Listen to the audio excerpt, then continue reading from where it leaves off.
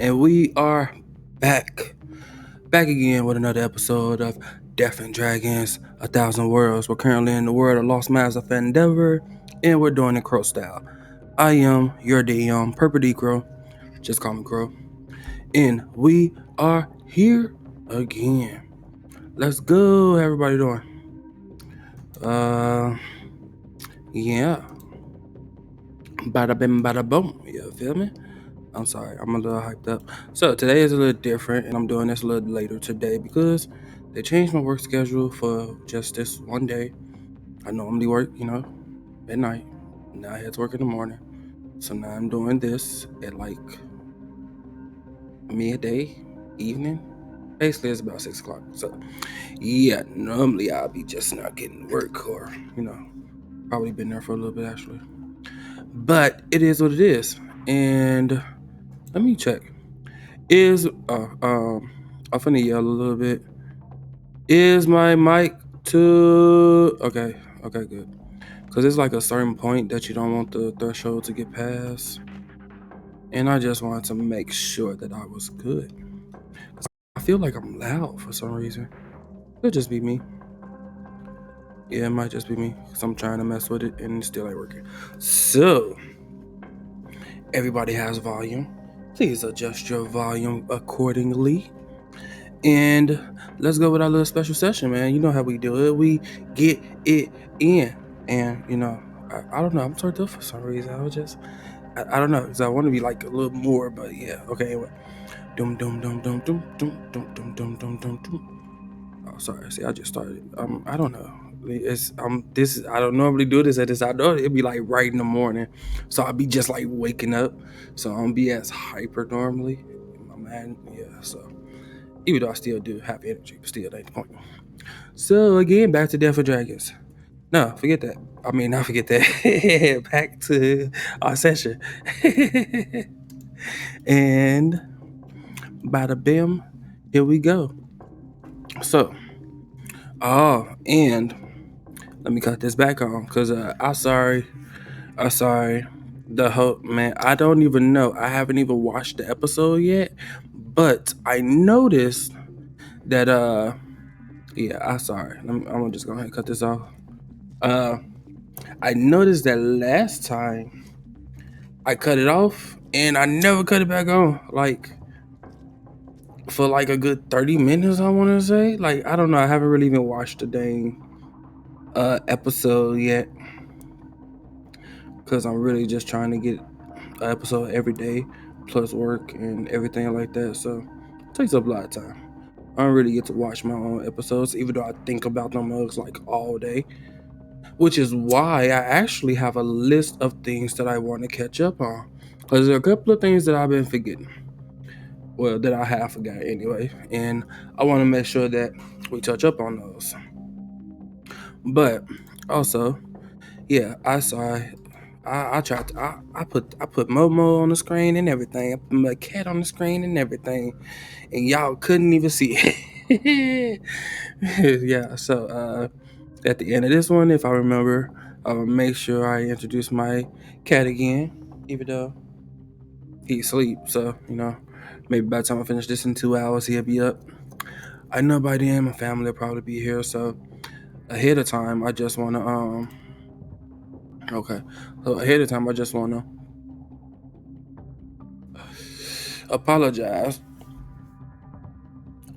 Because I know my family is going to get here and they're going to make some kind of noise and there's going to be some greetings and things of that nature. So at that point in time, I am going to cut off my camera and mic, or at least definitely the mic. I don't really care for the camera being off because, it's pointing towards me and all that. So it really doesn't matter.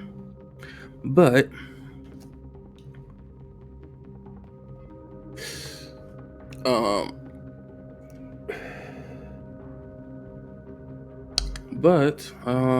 yeah, so I apologize ahead of time for that.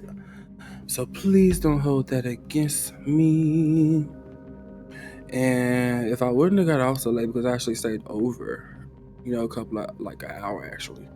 If I wouldn't have did that, I was actually going to do an extra long podcast today or episode today for like maybe 4 hours or something.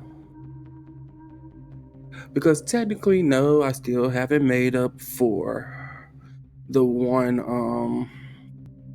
I still haven't made up for the one day that I did miss, so I still have to make that up. But when I do, you know, I will. I'm gonna probably do it tomorrow. Actually, I was gonna do it today, but then I ended up staying over, and I know if I do it too long today, it's just gonna be a lot of noise in the background. Kids ain't gonna be quiet forever, for real. So, with that being said, let's get a little recap going. And I actually want to change this music. Kind of forgot it was there.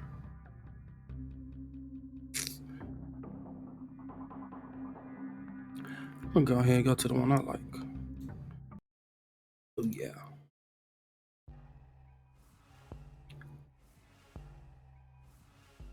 Okay, so with that, let's go ahead and bring everyone out.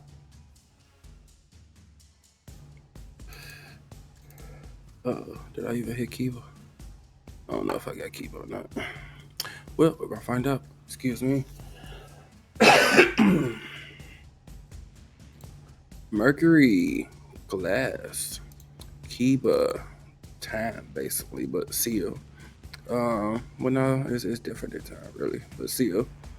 Then we got Leo, gravity, free rolls, the face. Cleo. Wait, what the kid? Oh, she got the demon mask. Yeah. And Miss Ella, our flying eagle friend. Whoops. And the thing about it, nobody knows about each other's heritage except for the three that's already been used, but they haven't even really talked about it yet. And that's part of what I want to do today, actually. Want to see if like anybody, wants to talk about like this weird power that they use that nobody's ever seen before. Even though, well, yeah, because he used his gravity different than Mercury uses her gravity, so that's fine. So I'll cut on the camera in a second.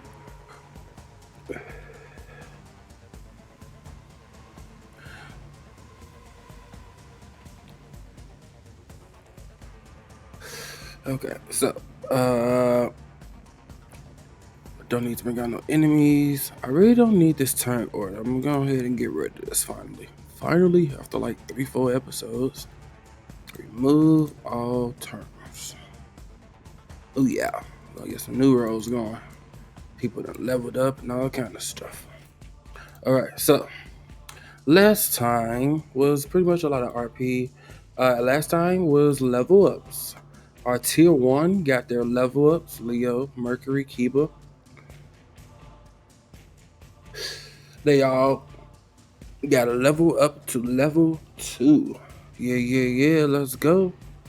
And our tier 2 is still level 1, but they did receive their heritage and a little experience. So that's beautiful. So with that being said, where's my list of things to talk about? My phone. Okay. So let's see.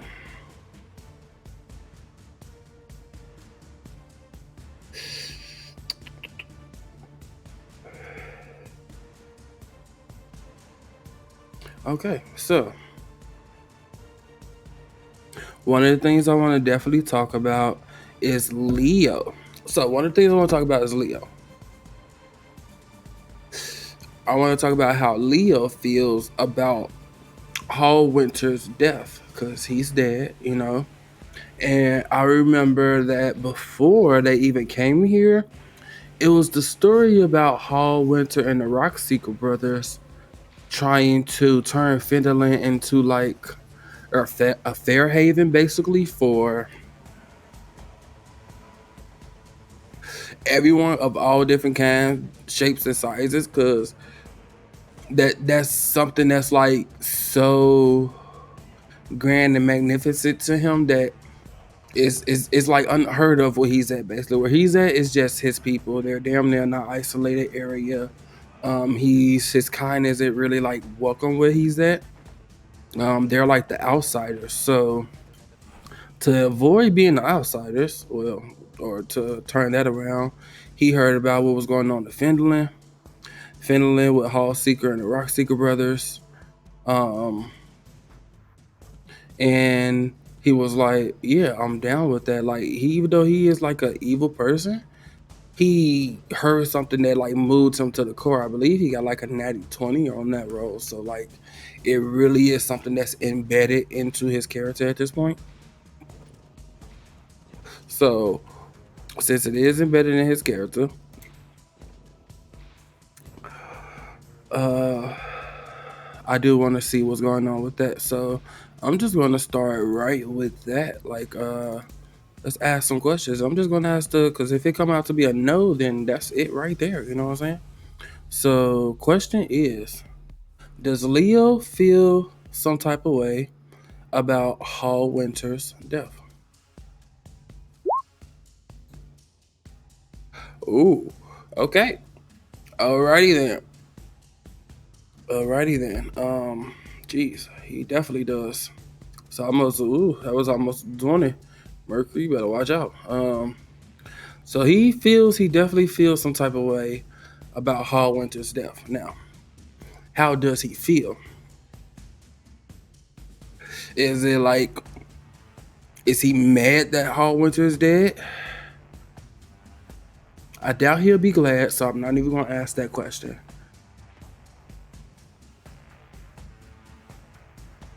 So yeah, I gotta ask that question. Is he mad that Hall Winter died? Cause he didn't really seem to care that much earlier. But at that time I wasn't really thinking either. So is he mad that Hall Winter is dead? Okay, no, he's not. But he definitely feels some type of way that he's no longer here. I mean, he ain't really know the man. He was definitely here to help him out and save him and rescue him and, help him do what he was trying to do with the Rock Seeker brothers. But now that I think about it, he is smart. He has like an 18 intelligence. So I believe he would come with the perspective of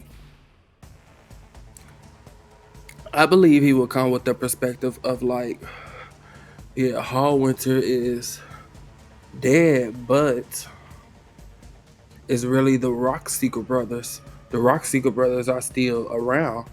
The Rock Seeker brothers are still trying to do the thing with Fenderland where they turned it into like a Fairhaven and make it back the glory that it once was back in the day. So he really messes with that. Leo is really down for that. So he's going to think. So is he thinking more so towards the like Rock Seeker brothers? Hell yeah, natty 20. So he's mad that Hallwinter is down and dead, but no, he's not mad. He feels some type of way that Hallwinter is down, but his mind instantly was like, yeah, that's one down. But I remember that the Rockseeker brothers are also part of this little trio. So he's like, at this point, so with this natty 20, his mind is all on the Rockseeker brothers. Like he feels some type of way that Hallwinter went down and he's dead, but he is like chaotic evil. So he kind of like brushes his off his shoulder. He gonna probably find a way to take it out on somebody, but he really wants to now save the Rockseeker brothers. And that's gonna be a whole different story. The fact that he just got a natty 20 on the Rockseeker brothers and like really caring about them and like wanting to save them, I believe, to help them and this vision come together. Like he's really gonna go hard for like saving them at this point. So bam, that's set up. So poor Hall Winter, yeah, he's down, but he got his eyes on the Rockseeker brothers. Like we gotta get to them and save them. So I'm gonna make sure I put that in the RP at some point. Trying to think about how do I want to do it. And I'm gonna come on camera on in like 2 minutes. Like 2 minutes. But what else do we have?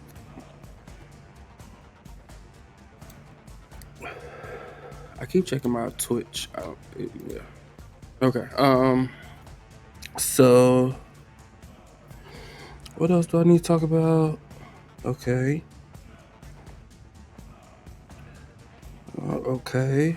And that, so I probably should have saved the thing about Leo for second to last.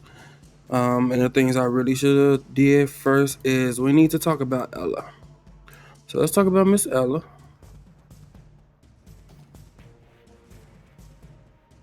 I want to talk about how she feels about her eagle form.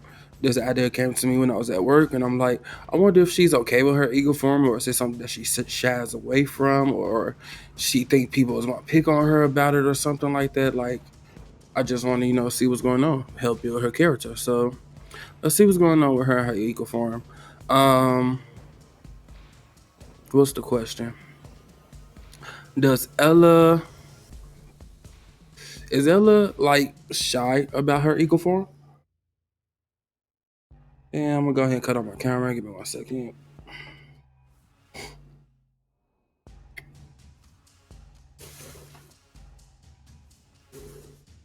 Okay. Ooh yeah, here we go. I'm here. I am here.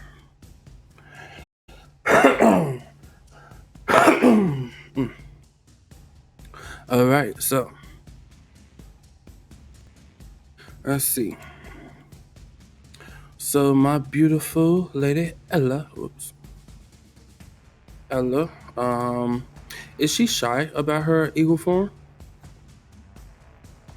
She is. Like not too much, it's not too high, but it's definitely a yes, and it's something that she don't just show to anybody. It's probably not that she's really, really shy about it. She's just more so like, yeah, I got this form that I could turn into, but it ain't something that I'm really trying to show everybody because she's not sure how everybody would take it. You know what I'm saying? So it's not really about being shy. It's just about being cautious more so, should I say? So yeah, it's more so about just being cautious about it, and it's just something that she don't show everybody. And even though she's getting along with everybody here for the most part and things of that nature, it's probably not something she's going to just instantly go to as soon as she get into a battle. You know what I'm saying? Which she didn't. So that's cool. So she is a little shy or just cautious about it. And I accept that. And it'll probably like get better over time, you know what I'm saying? Because she's going to use it, and then I'm gonna roll to see if anybody like says anything about it or like, you know what I'm saying, what happens with that, and then we'll go from there. So hey, we'll find out. Okay, so that's her little eagle form. So what else I want to talk about? Whoops. And I also want to talk about why Cleo. Okay, so I also want to talk about why Cleo doesn't just like all the time wear her mask, like why she actually, because I don't want her to be the kind of person who always wear it, or at least I don't.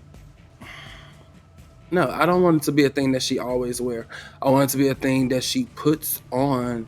You know what I'm saying? When times are really dire type thing.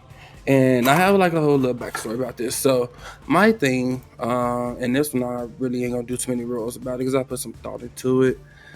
She's not gonna always just wear her mask. The thing about it is she is pretty much, and that's another thing I didn't do. That's all I need to talk about was the alignments. But I did that wrong. No.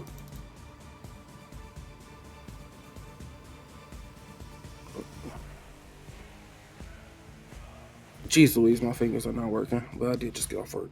Um, no, yeah, that one. So we have dum dum dum dum dum, chaotic neutral. So we got lawful evil, neutral evil, chaotic evil. Neutral evil, whatever they can. Wait, of those who do whatever they can get away with, do whatever they can get away with. Okay, without compassion or qualm. Okay, yeah, that sounds Creatures mind they take what they want within the limits of code or no, ain't no limits of code or tradition when she pulls in this mask. So I don't want to make her completely just like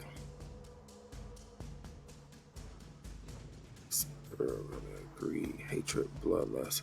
Yeah, I probably need to turn Leo up. He probably needs to be a little more chaotic evil, a little more evil to be honest. But the thing is with Cleo and her mask, when she puts this mask on, let's go ahead and bring the mask out. You know, put me, if I ain't gonna use it. Hey, what happened? Come back here. Whoa, really? That's new. Okay. Ooh, okay, I ain't know I could do that. Okay, anyway, sorry, I had a moment. Don't judge me. Okay, I didn't know I could do some of this stuff. I'm just clicking shit at this point. Boom. And there we go. Okay, sorry. So this is her mask that she has, and she basically keeps it. Like for right now, I'm going to say she actually like keeps it in a bag or something. But later on, I'm gonna make it to where like she keeps it upon her waist, like just dangling from her waist, like through the belt loop, kind of like how it looks like right here. Like if this was a belt loop, and then this was like through the belt loop, like on her waist, it just like hangs off her side like that. But for right now, I'm gonna say it's in the bag because she don't want nobody to know about it and things like that. Now she is definitely a lot more cautious about putting this mask on. Cleo is definitely cautious about putting this mask on because it pretty much changes her whole personality. She is currently like lawful good.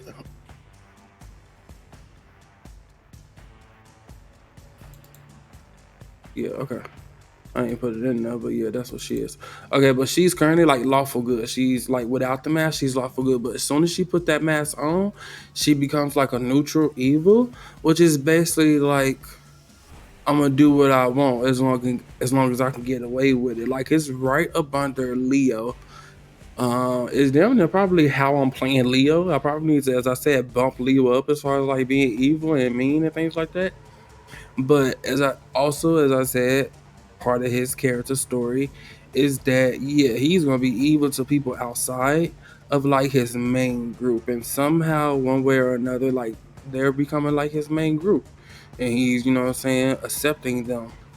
So he is still evil, but he's just not as evil to them. But when I start getting to people outside, yeah, I'm gonna probably turn him up.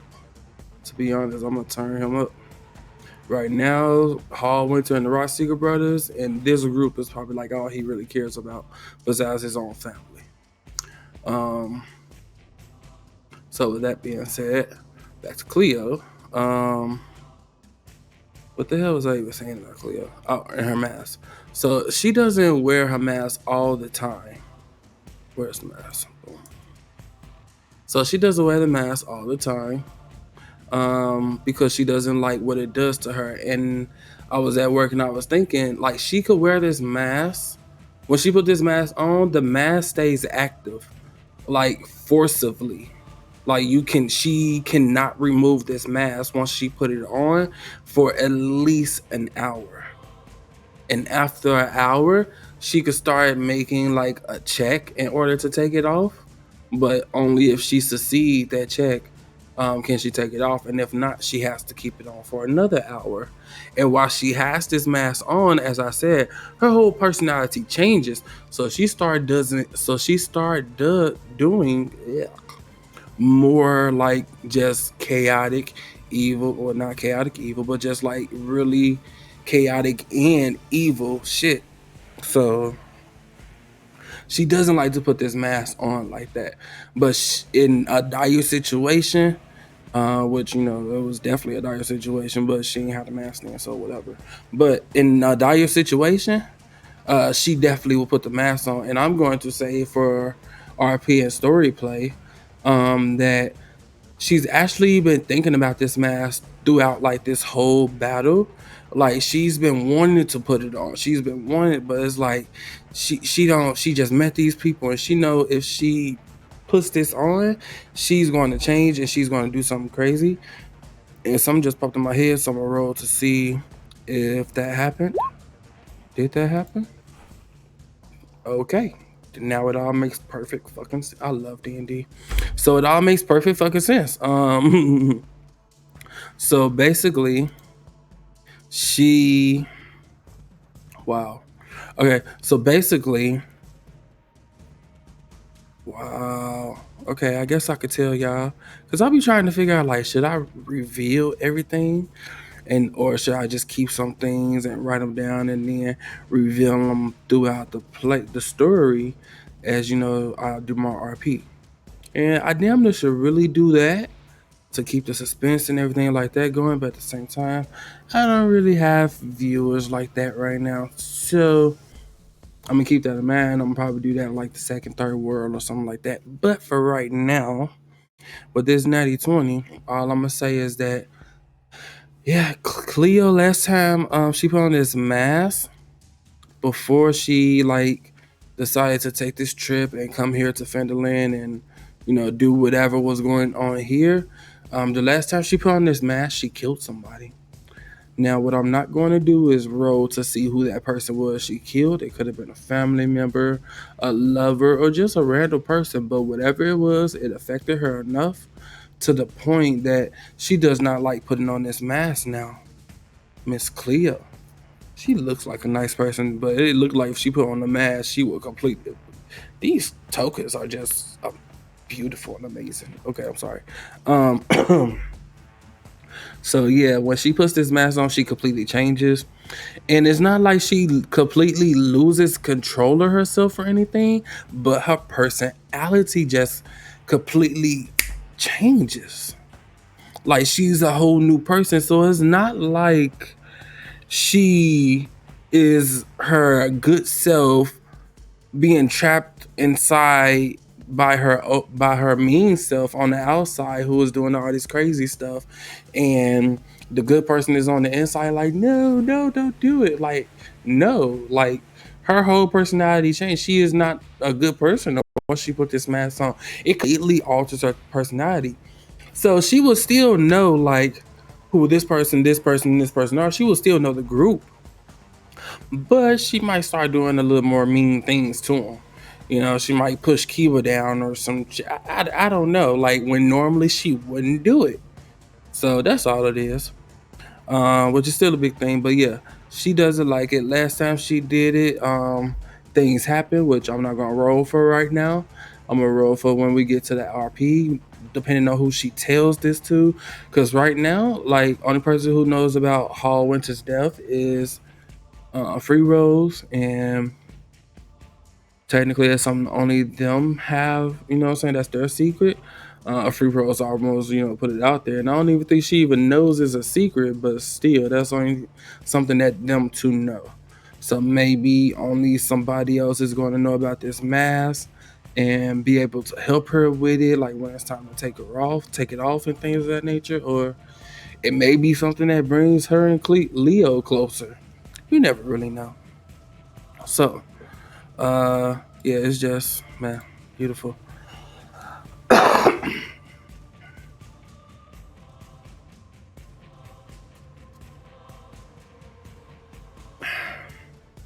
Okay, make sure my camera is on. Oh yeah, my camera is on. And so,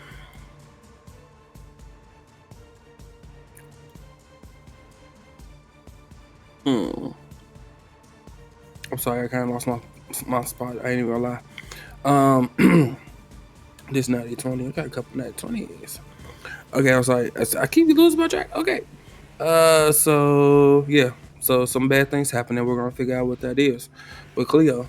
So that's why she doesn't wear the mask all the time. Why she hasn't put it on yet, because she don't want to put it on and then snap. And when she first puts it on, the first time she put it on, I'm gonna figure out what them negative effects are. And I was already thinking, kind of like, I wanted to be like after the battle was over, because battle's only gonna last for a minute. And if it's a dire battle where she have to put this mask on, and then now she has to wear this mask for an hour, after the battle is over, basically, she is still gonna be like doing like just some evil things, and like she might even try to like steal money, or she might find, I don't know, she's just gonna do evil stuff. And after an hour is over, like something's gonna happen, and she's gonna be able to like try to take it off, but only if she succeeds. Okay, so yeah, that's enough about her. Um, what else did I want to talk about? So that's another check mark. Boom, 3 down. And last one. So, oops, sorry. Um, last one is the treasure. They found treasure, and we have to figure out what's going on with this treasure. So, and that's where I'm gonna come in onto like the actual RP between everybody. And we're gonna say somebody's gonna bring up the treasure, and let's find out who it is.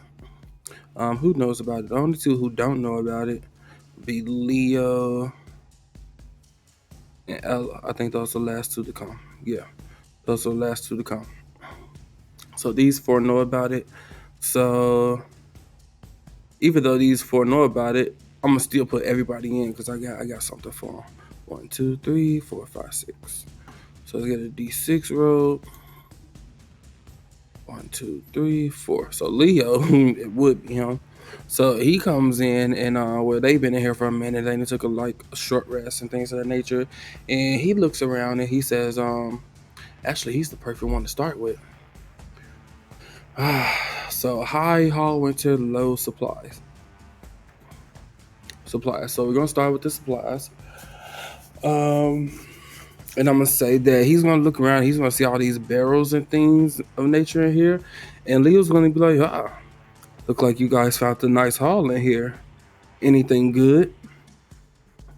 And the only ones who would know would be these four. So now I'm only gonna roll a d4 to see who responds. Good, Cleo. Good. Okay. You're an honest one. Well, yeah, you still good at this point. So, okay. Um, so Cleo speaks up actually, like, yeah, cause she's the one who found this. So, yeah, we actually found a lot of treasure. We found, or she found, we found, whatever, we got, whoever, however you want to say this. What room y'all in? 8. Come on, there we go. Okay, treasure. So she's going to tell them that she found.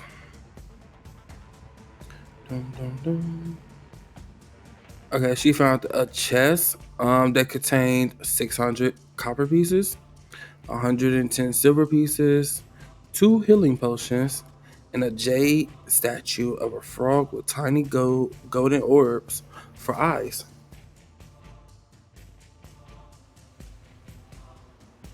And basically, tell him everything. He's gonna be like, "Oh, nice." So,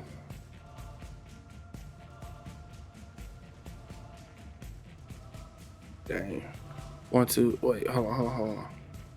Does he say anything that I'm thinking about first? No, he doesn't. Okay. So how will he approach this then? He don't say it like that. He really will he say that? Yep. Okay. Kind of pridefully, kind of low end. You know what I'm saying? He almost says it under his breath a little bit, just because it's 11. He still says, but kind of says on his breath like, "That's all." So it ain't nothing to him. What is that? 600 copper pieces, silver, and a statue of a frog. Like, this is like what he's thinking. He's damn near arrogant at this point, but whatever. He's like, is that all you felt? There was nothing else, and I believe she would respond, I guess. Would she respond, or would Shaw roll to see if somebody else respond? Would she respond? Okay, she would. And how would she respond? Would she respond with like, how smart is Cleo?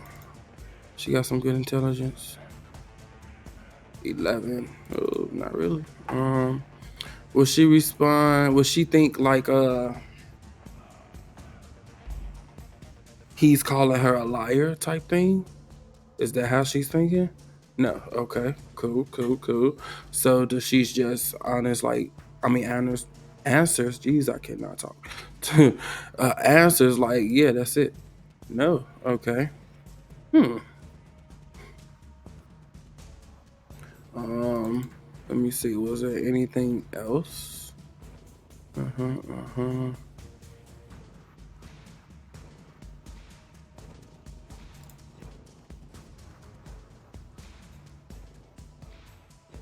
Okay, does she like freeze in the moment? Because Leo is actually talking to Cleo, and I don't even think if they really speak like that too often, to be honest. So, is she like in a shock that Leo's even speaking to her? Really, she's like having one of her flustered, like, cheeks started pink and shit like moments. Is this like one of them type things? Oh my god! Oh, I love D&D, but God. What is going on with Cleo? Cleo isn't. I damn they gotta make that a moment, cause she's so flustered and she light skinned, so like you can see it.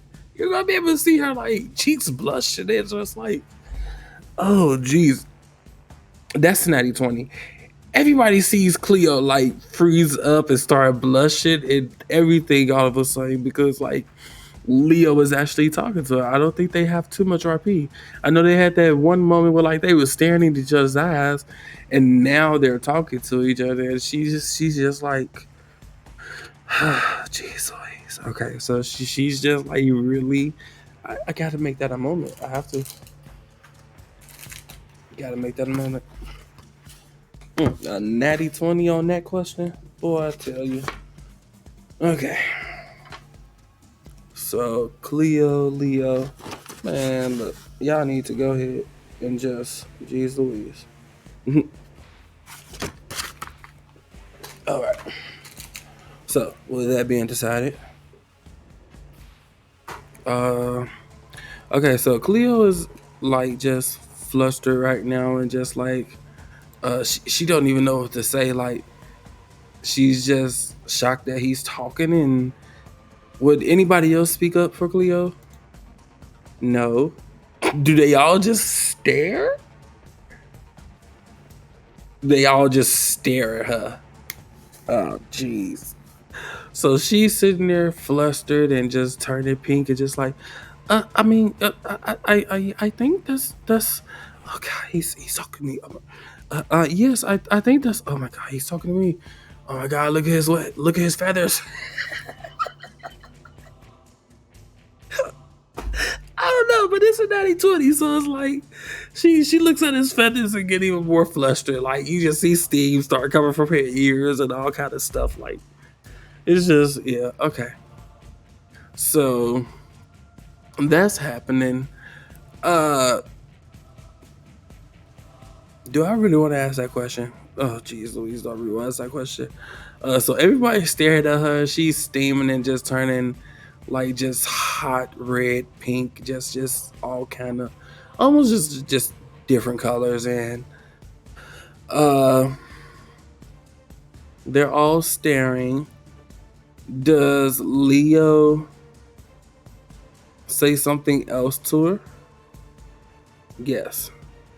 Does he say? So what does he say? So he's looking at her steaming, and he's like, does he ask her if she's okay? He probably wouldn't care. He won't know about that money. Like, so is that it? That's probably something he'll be like. So is that it? Is that okay? Yeah, it's another 16. Okay, so yeah, so he's gonna look at her like while she's steaming and everything is just so flustered. Like, hello, is that everything you found? And now he's a little more up there about like at first it was like up under your breath, up under his breath, like, is that it? But now he's like, hello, is that it? Earth to Cleo, you know what I'm saying? Uh, and is Cleo able to answer? Yes. Okay. So she answers back. She snaps back to reality. Like, okay. So again, how does she answer? Uh, and at this point, I ain't even gonna roll. I'm just gonna say she just answers like, yes, yes. That's all I found. I promise. I didn't find anything else. And does she do what I think? Does she do that? Yeah, she does. She just starts like, take, oh, this is perfect. This is perfect. So she's so flustered and everything, like, I love D&D. She's so flustered and everything like that, that she starts like just taking out everything, just pouring out everything, like everything she got. And you just see that she just started pulling out darts out of everywhere, and like a couple of goals, some clothes, couple of pens, a bottle of blue ink for whatever reason. You know, she just got some stuff. She just started pouring out, and then all of a sudden, out of nowhere, this red mass. Oh, I still got it over here too. This red mass comes out, and it just flies out of the bag out of nowhere, and just lands on the floor. And does she notice it? Oh, she definitely noticed it. Of course she does. So as this red mass flies out of her bag, that she's just throwing everything out, like, yes, that's all I got. Like, she's them just dumping shit out, and then finally this mask comes out. And when the mask comes out, it damn like stops her in her tracks, and she's like, and I'm not even gonna roll for it. I'm gonna say she swoops the mask up like super quick. Like, you know what I'm saying? Like it just looks suspicious. So like she swoops the mask up like super quick, like no. You know what I'm saying? And she like puts it back in the bag. Okay. So does anybody say anything about this mask? Oh, okay. They don't. Good, and I'm happy because I didn't want them to really. I wanted to come to like a whole nother point later. Good, beautiful. Okay, so she does that. She swoops up the mask. She puts it back in the bag, and I'm going to say that. Mm, did everybody see it though? Even though nobody says nothing, did everybody see it? No, everybody didn't see it. Okay, okay. So who didn't see it? Let's go down the line. So who did see it? Who? Okay, so this one was. Does anybody say anything about it? No. Okay. Everybody didn't even see it. So out of the ones who saw it, I want to know who saw it because I want to know who chose not to say nothing about it. So let's. I need to put this in a book probably, but hold on. So did Free Roll see it? And now at this point, I'm gonna roll perception, but I am asking a yes no question. But still, I'm a roll perception. Free Rolls perception. Free Rolls didn't see it.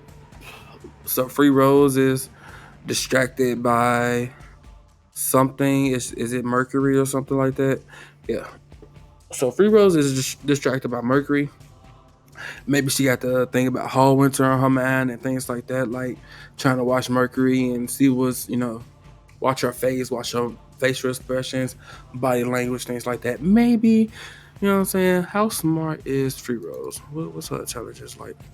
She is a barbarian, but it's higher than Cleo's. Shit. uh, so yeah. So that happens. She didn't see it, so bad. What about Ella? Did she see it? Yes, yes, just barely. She saw something red, so she wasn't really sure. She's not too sure what it was actually. So yeah, she saw something red. Jeez Louise, what is going on with me? Okay, yeah, she saw something red, and she wasn't exactly like sure what it was. So, you know what I'm saying? Like before it was like put back into the bag, she just saw something red, things of that nature. So that's part of the reason why she ain't asked about it, because she's not really sure what it was. What about Leo? Did he see it? Hell yeah, he definitely saw it. I should have known he had. I'm surprised it wasn't a freaking 20. But yeah, he definitely sees it.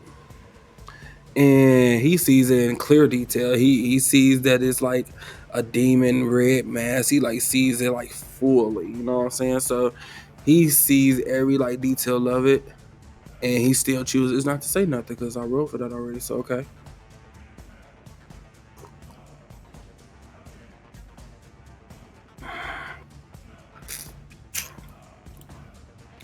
So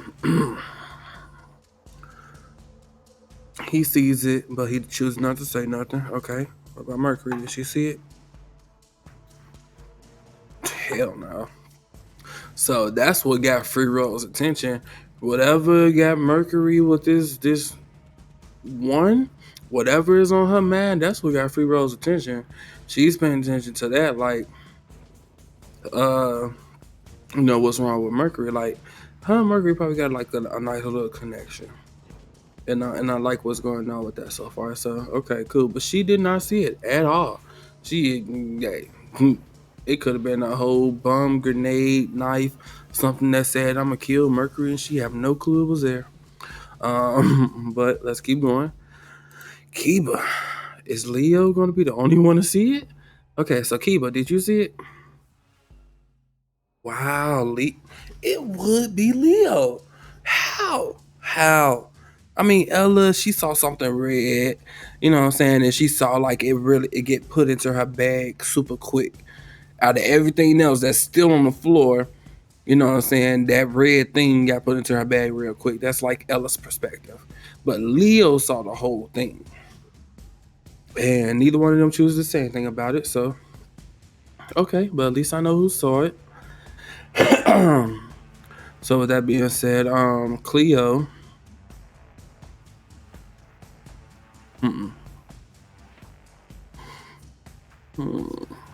So with that being said, Cleo is going to look around like nervously, like damn near expecting somebody to say something and ask about it and things of that nature, but nobody does. And it shocks her, and she just like she kind of just like keeps moving on, right? Hell yeah. So she kind of just like keeps moving on. Like see, this is everything, and then like it's a pouch that's on the floor that has like all the coins and shit in it. And does anybody mess with the stuff on the floor? Okay. Do they? Who? 1, 2, 3, 4, 5.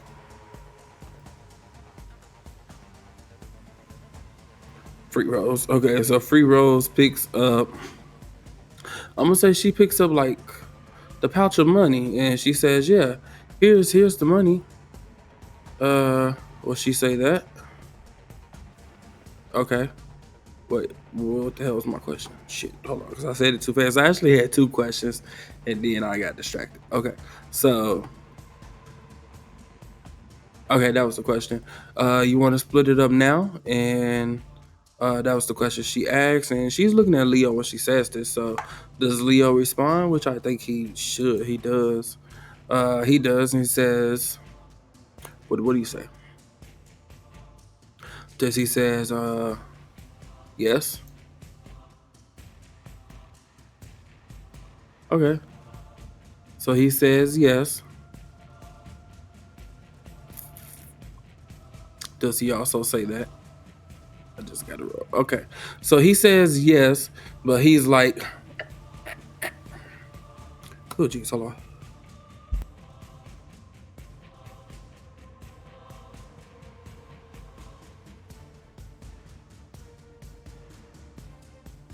Okay. So he says yes. Y'all go ahead and split it up. I'm okay. Does he add this part on? I don't think he need to. Okay, no, he did it. I was gonna say. But he's like, yeah, y'all go ahead and split it. I'm okay. And does he like? I was gonna say like, does he start like walking around and moving and shit like that? No, I'm not even gonna roll for that. So he says, y'all go ahead and split it.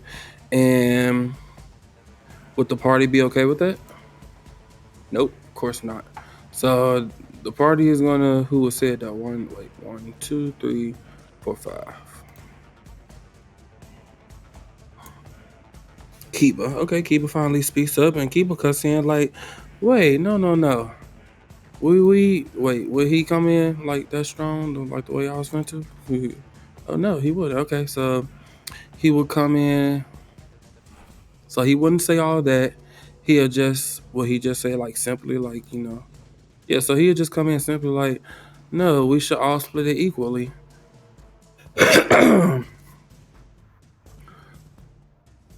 Yeah, like no, we should all split it equally. And does he get like a couple of head nods out of the party? Yeah, yeah, of course. So he gets down to like everybody's like not the head, like yeah, we're gonna split it equally. Like we're a group. We fought this battle together, and we're gonna split the spoils together. And honestly, I'm not even sure who says that, but like that's just like a collective mindset and speak among the group, or at least these five. And who starts to like Free Rose is smarter than Cleo, so yeah, she got the money and she starts like dividing it up actually. So how much is that? Oh jeez. 100 copper is 1 silver. So 600 copper is 6 silver. And then they found 110 silver. So it's 116 silver. And they found 2 healing potions. And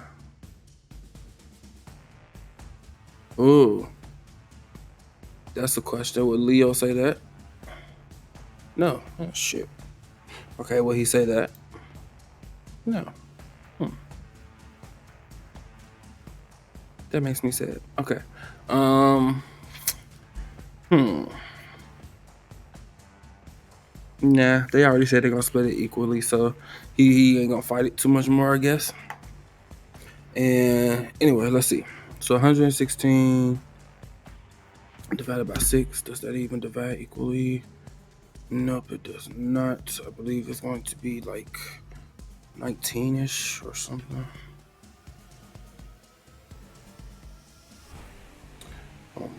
Oops. Oh. So, is my camera on?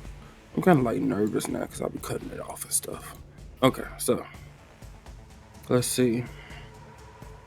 116 divided by 6. Yep, 19.3333.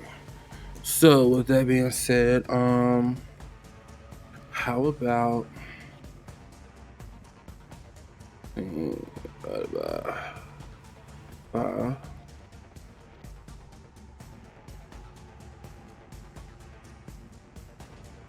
Okay, so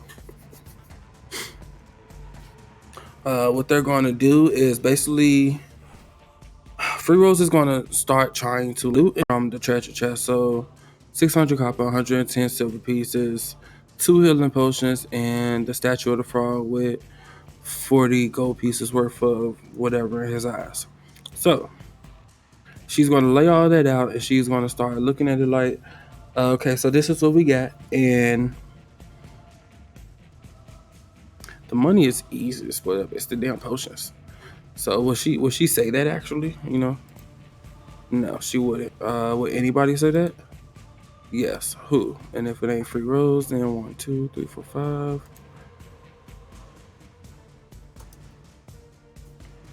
4.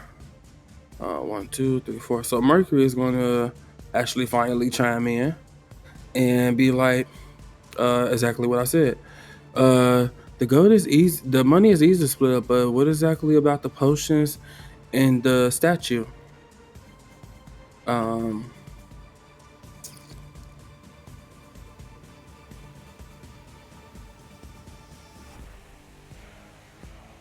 Would they say what I'm thinking?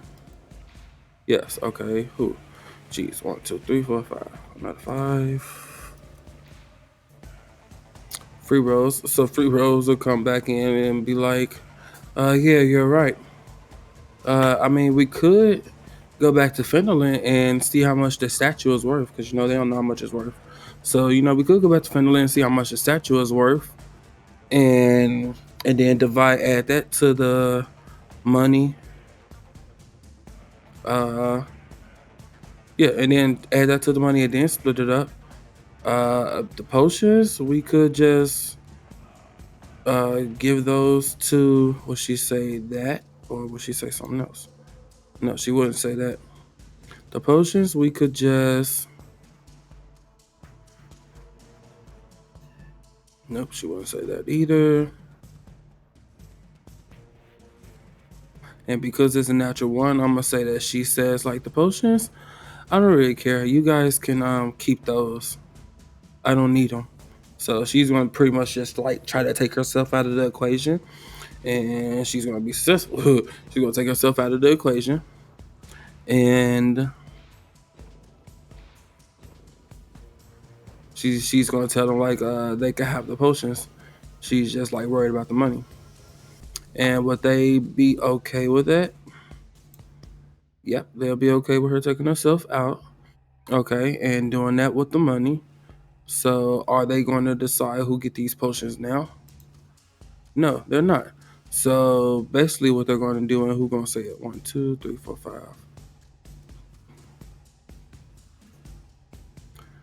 5. Ella. So Ella's going to come in and be like, okay, well, how about we just wait until we get to Fendelin, and then we could sell everything, and then just keep the money from that.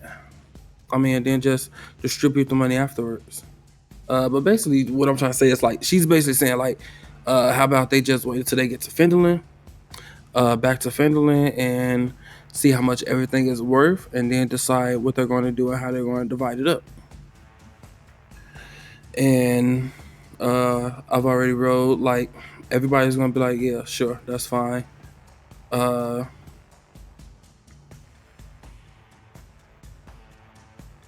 and I'm gonna say that she says it, so she's gonna be the one to like, uh, put it out there in the air.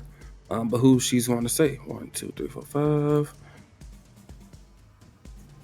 4. 1, 2, 3, 4. And Elder is going to be like, how about we give them to Mercury and let her carry them until we get to Fendelin. And do they agree with this? Okay, good. Everybody agrees. For the most part, they did, or they agree. Like, sure, just let her hold on to everything, and then when we get to Fendelin, we'll figure out how much everybody gets. So, with that, finally, I think they're ready to leave the cave. Whew, we've been in this cave for we've been in this cave for a minute. So with that, they're finally gonna decide to like start to like head out, get on the road, and get them out of this cave that smells of death. So with that, I'm just gonna move them all as a group. They begin. Oh crap.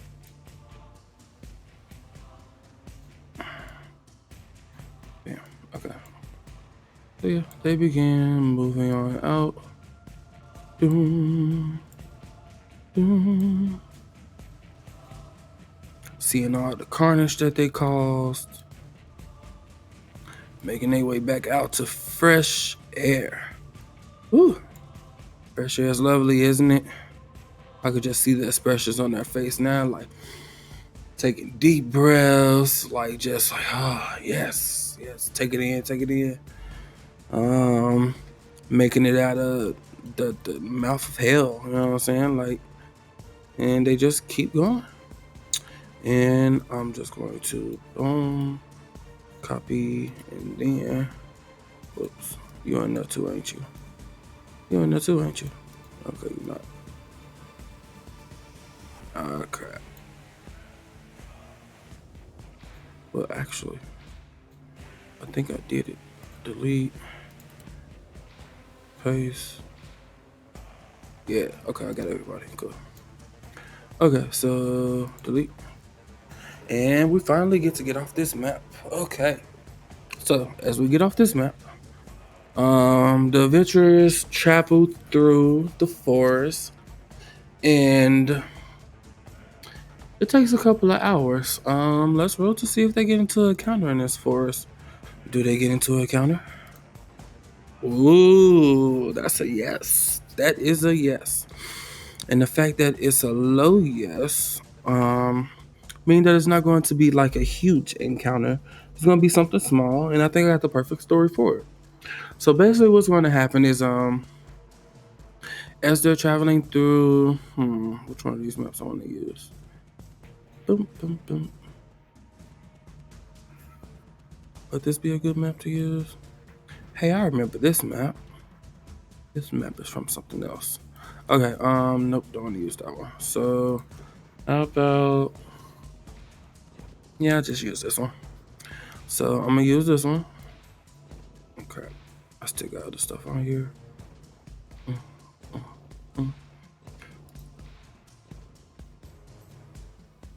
Okay, map layer.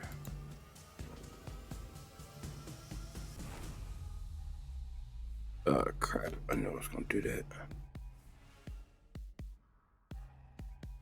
Yeah, delete. Yeah, delete. Okay, bam, there we go. Get off the map before I mess something else up. Okay, so as they're walking through the forest, they encounter a patrol of goblins. And the story behind that is the stronghold that they just came from. Well, it's not really a stronghold, but the hideout that they just came from isn't their stronghold. So it's just a hideout that, goblins come to from time to time and chill at and go plunder a couple of people and have some fun and then go back to the stronghold later.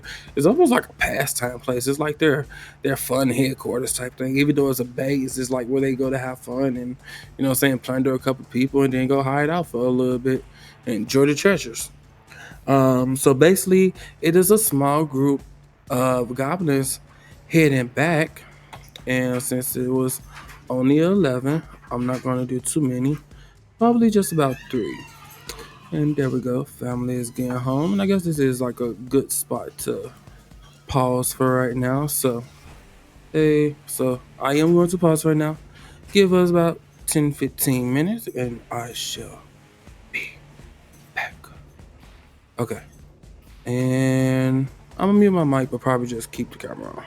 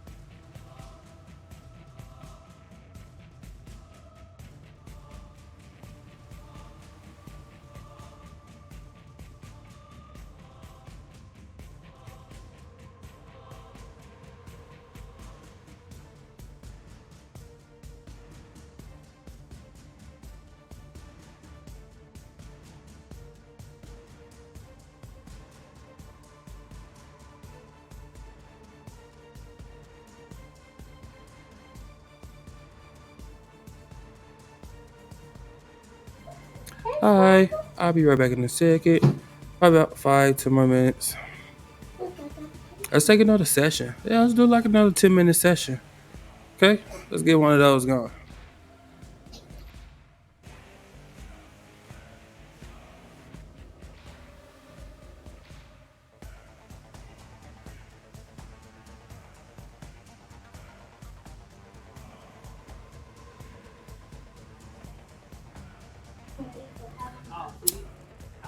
Oh, that's what we are?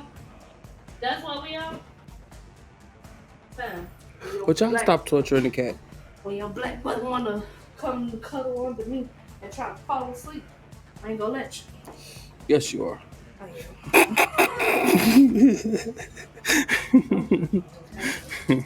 I'll put the drink on y'all. All right. You know what? Boys, y'all. Oh, Lord, why y'all so loud, man? Why y'all so loud? I thought you was finna go, and then y'all can go in the room until I finish my session. Just told me you're hungry. Which one do you want me to do first? Dang. Okay, you got me done. Okay, go ahead and do what you're gonna do, and then come back and do that, and you two can go in the room, watch TV, and I should be done with this in an hour or so. Okay. So you should be back in an hour or so. So everything should be good.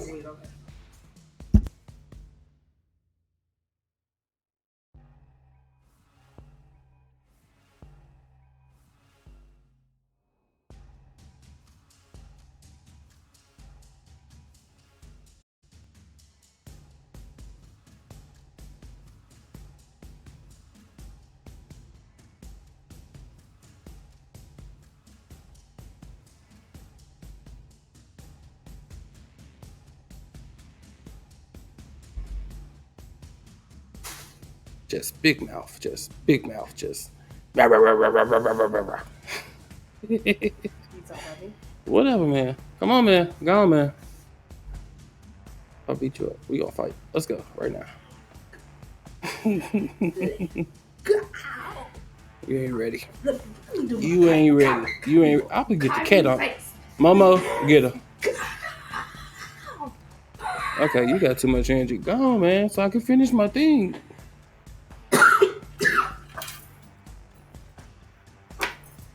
Everybody come home turned up.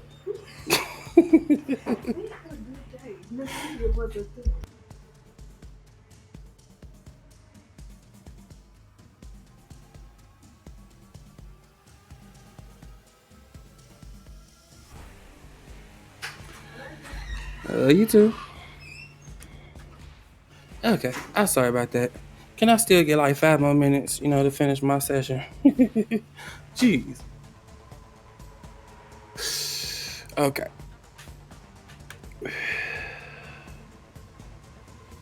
So we finally made it out of the cave at least. And we're finna get into a little trouble. Let's go. I guess I could actually set up while I do my session.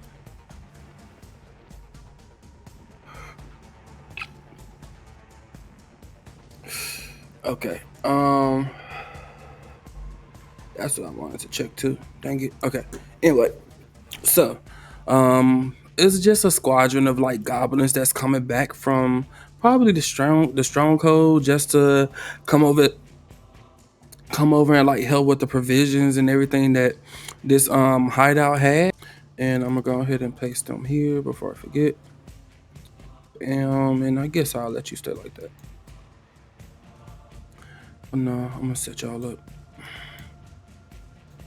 And you in the middle. I need you to snap to the grid, my friend. Snap to the grid. No longer are you a drawing. There we go. Okay.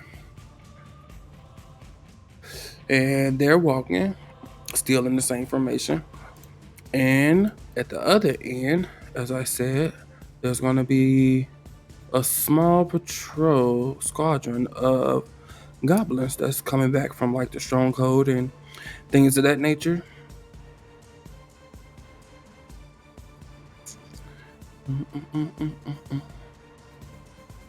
Bam. 1,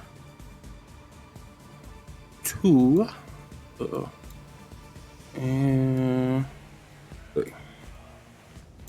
Okay. So it's a clear path.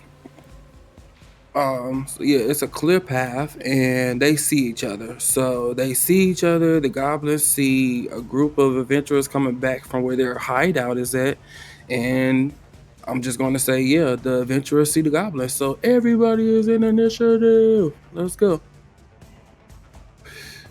And I got my mic on. My camera on in a second. before I actually start the battle. Give me like 2 more minutes. Okay, so let's go ahead and get you into initiative. Ooh, we got some high initiatives. And then,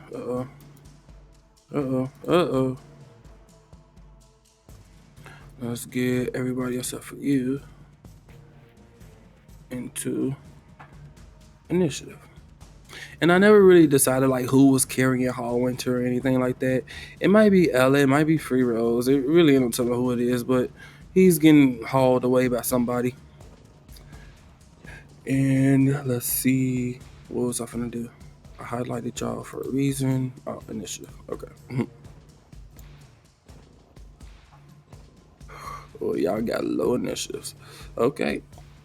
Where's the turn order? Don't need you no more. Oh shit. Wait. Where's my turn order? Am I tripping? Yeah, okay, there you go. Hey, it put itself in. Hey, it put itself in order. Nice. Okay, these mods work better than I thought. Let's go. Okay, so bam. Give me like 60 more seconds. Sorry. 60 more seconds. And then we can get this battle going with the new powers and stuff. I'm going to go ahead and put you back over there. Boom. Boom. Let's go ahead and decide who's carrying Hall Winter. 1, 2, 3, 4, 5, 6. And get a D6. Kiba? Okay, why not? Kiba's trying to I don't know, make it, because Leo is too prideful and he don't want to have all the girls carrying it. So Kiba actually offers to carry Hall Winter. Okay, so I'm actually like put on. Okay, I guess you will be a picture. Let's make you back a picture. And you like on his shoulder type thing. Okay, camera's coming back on. Camera's coming back on. And I hope you guys don't mind my family being all on the mic and podcasts and things of that nature. I'm very transparent. Sorry, I just like, hey, this is my content creating journal and journey, because I actually meant to say journey, but journal kind of sounds cool too. But yeah, everybody sees each other and there is a battle. Okay, so this guy, shit, all of them really. This main one, maybe they all should run up. No, they all should. Ooh, I know exactly what they're gonna do. So, bam. All right, let's start battle. Is my camera on? My camera is not on. There we go. Now we on.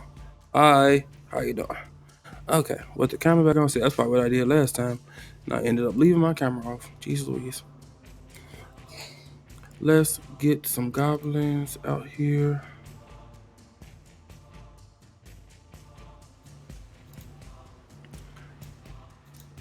Okay, and the first goblin is going to go ahead and make a short bow attack. He's going to be like, ah, and his little goblin speak, you know what I'm saying? Like, there's enemies over there. Get them. And he attacks. First one right here, he attacks with a 21. That's going to hit. So let's see who it hits. And I'm going to say everybody is open to get hit. Even though normally it should be them because they're in front. It's an arrow. It's arcing over. It can damn near hit anybody. So 1, 2, 3, 4, 5, 6. Who it hit? 2. Should have known. Free Rose all the way in the back. Ooh, and she's low. She's low right now. Question is, would Free Rose had used Rage as soon as they saw the goblins? Would she have used Rage? Hell yeah. Okay, so Free Rose actually would have gone ahead and used her last Rage. So I'm gonna go ahead and give to her now. She's always got the magic weapon on, but now she got Rage on. And bam, so she raged as soon as the goblins, like as soon as she saw the goblins, she raged. I didn't think about to do it beforehand, but I'm going to allow it. and she rages, but she's going to take an attack from this arrow. 4 piercing damage, which is actually going to be reduced to 2 because she is raging. Cool. So she takes that and like right at her bosom, and it's like ah, and it hurts. And this goblin is going to run over, but yeah, right here, and like hide behind the bush. Bam. Wait, why they look like that? What happened to you guys, AC? AC, doom, doom, doom, 16. Oddly enough, watch this. As soon as I give it to one, they're all gonna have it. Okay, so bam, that's fixed. And the battle is on. She was definitely hit. And we keep it going. So Leo sees this arrow like fly over his head and hit free rolls. And I'm just gonna say he's the first one to yell out like enemies, we're under attack. And everyone's gonna start like scattering out and you know what I'm saying, preparing to do whatever it is that they're doing. And I believe at this point Leo will actually turn back on his heavy gravity. And all of a sudden, like as soon as he say, hey, like what the hell did I say? Like he's like, we're under attack. As soon as he says attack, like there's this whew, that like comes over him, and it's like all this like pressure, and like who's next to him? Mercury and Ella. So like Mercury and Ella like feel this pressure that's coming off of Leo right now, even though it's really just affecting him in his like 5 feet square that he's in. Like Ella and Mercury like feels this pressure coming off of him as he what does he do actually?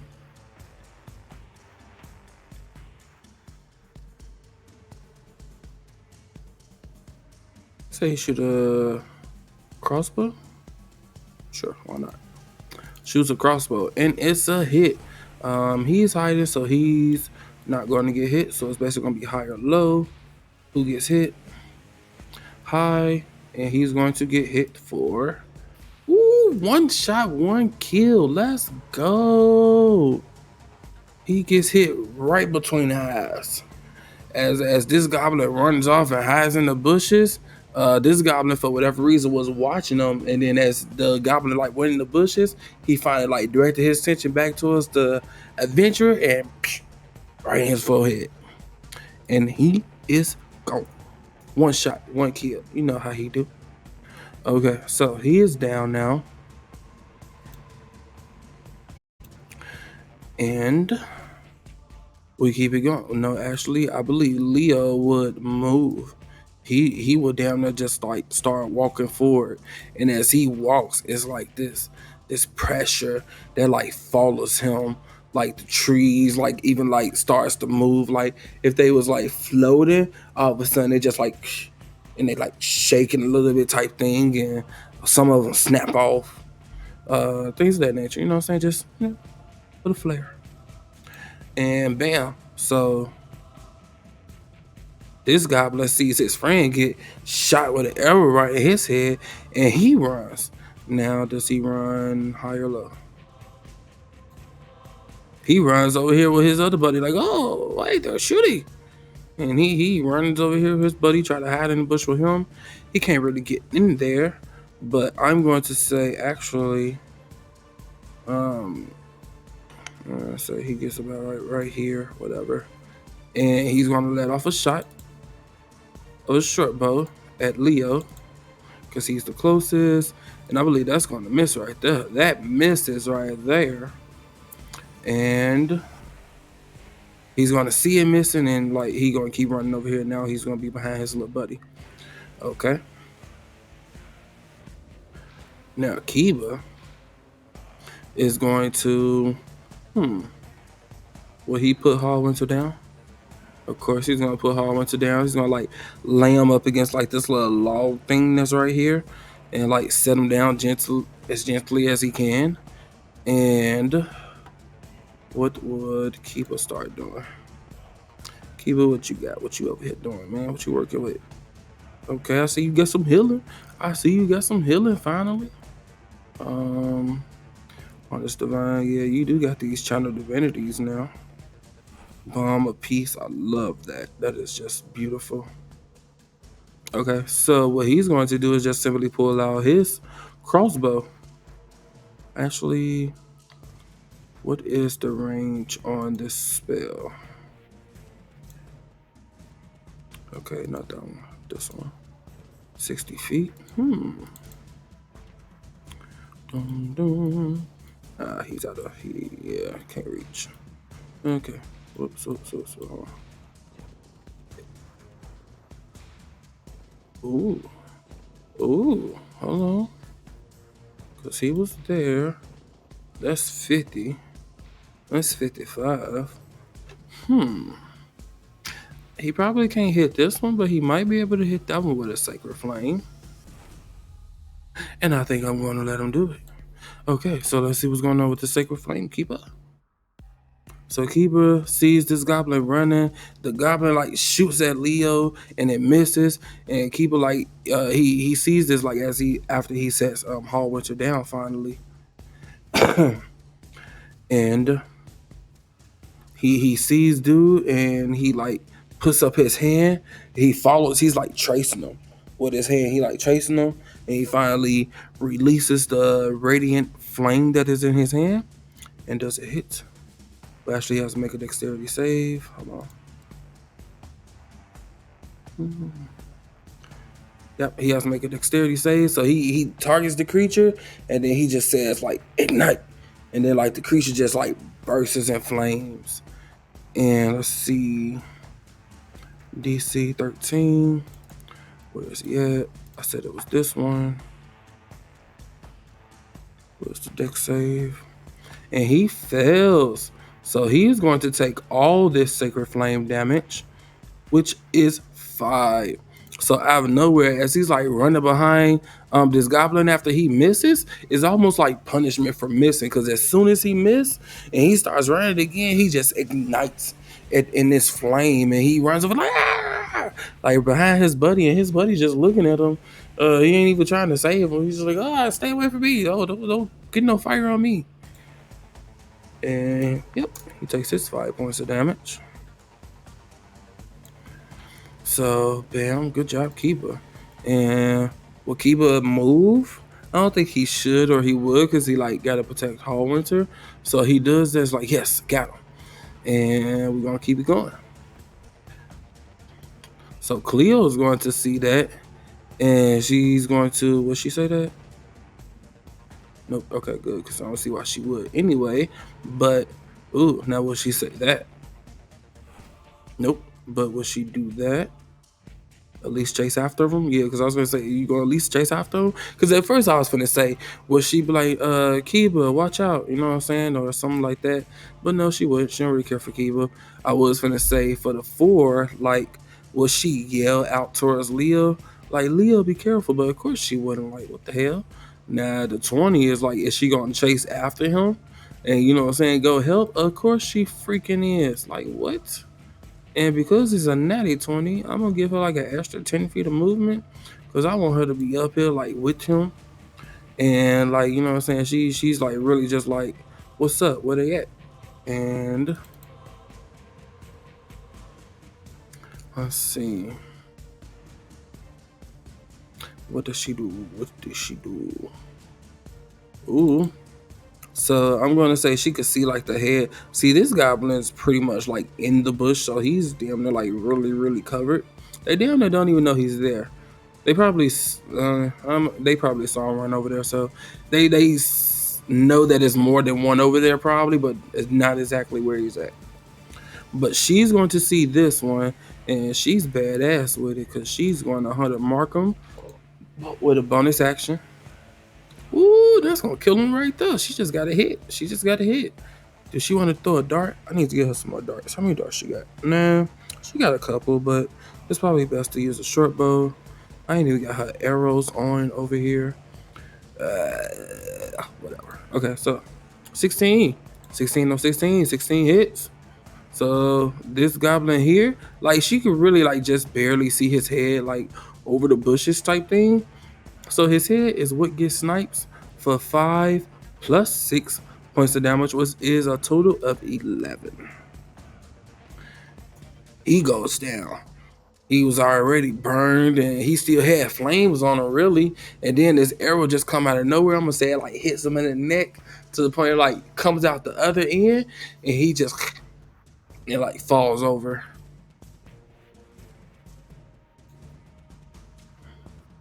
With that, let's go to free rolls. With free rolls, run up to like here type thing, like as a protection type thing. Yeah, I thought so. So she's gonna run up to here, and I think she's more so like standing in front of Mercury. I'm gonna say, like, be careful. They're shooting arrows, and I don't think she got like a shield or nothing, but she does have her rage on, and she's just like, watch out. You know what I'm saying? Type thing. I'm gonna say she has. Is she doing? Cause that her heritage ain't gonna help. That's gonna fuck Mercury up. That's gonna mess Mercury up. But she does got this rage on, and she's protective of Mercury. I'ma say. So she's pretty much leaving the goblins to Cleo and Leo, really. So yeah, that's exactly what she's doing. She's leaving the goblins to Cleo and Leo. Like they should, you know what I'm saying, be able to handle this. They got this. You know what I'm saying? And they do. I don't think they need everybody. And does Mercury like see this and feel like she cares, or she's like, does she feel touched by this, you know what I'm saying, type of thing? Is she okay? She does. So she feels touched by it, like she's happy. It seemed like she found a good friend, like somebody who really cares for her. Like Free Rose was there and heard her story about what happened with Hall Winter, and she's the only one who know. She's currently keeping the secret, even though I don't think she knows it's a secret or anything like that. But she ain't said nothing yet, and now she's like protective over Mercury. She was kind of protective over Mercury in the cave as well. So they got like a little bond going, and they're like good friends, and I like it. So she's a wizard, she's a barbarian, and it's like it's a perfect combination almost. So she's sitting there guarding them. I would say she takes the dodge action. And I'm not going to say like if she dodges, it like hits Mercury or something like that. She like takes the dodge action, and damn near like if she does get targeted, she's gonna like catch the arrow or something if she succeeds on the dodge. But yeah, with that, we're gonna go to Ella, and Ella is going to, let's see, hmm, she has. Does she have any javelins? I think she threw all her javelins, didn't she?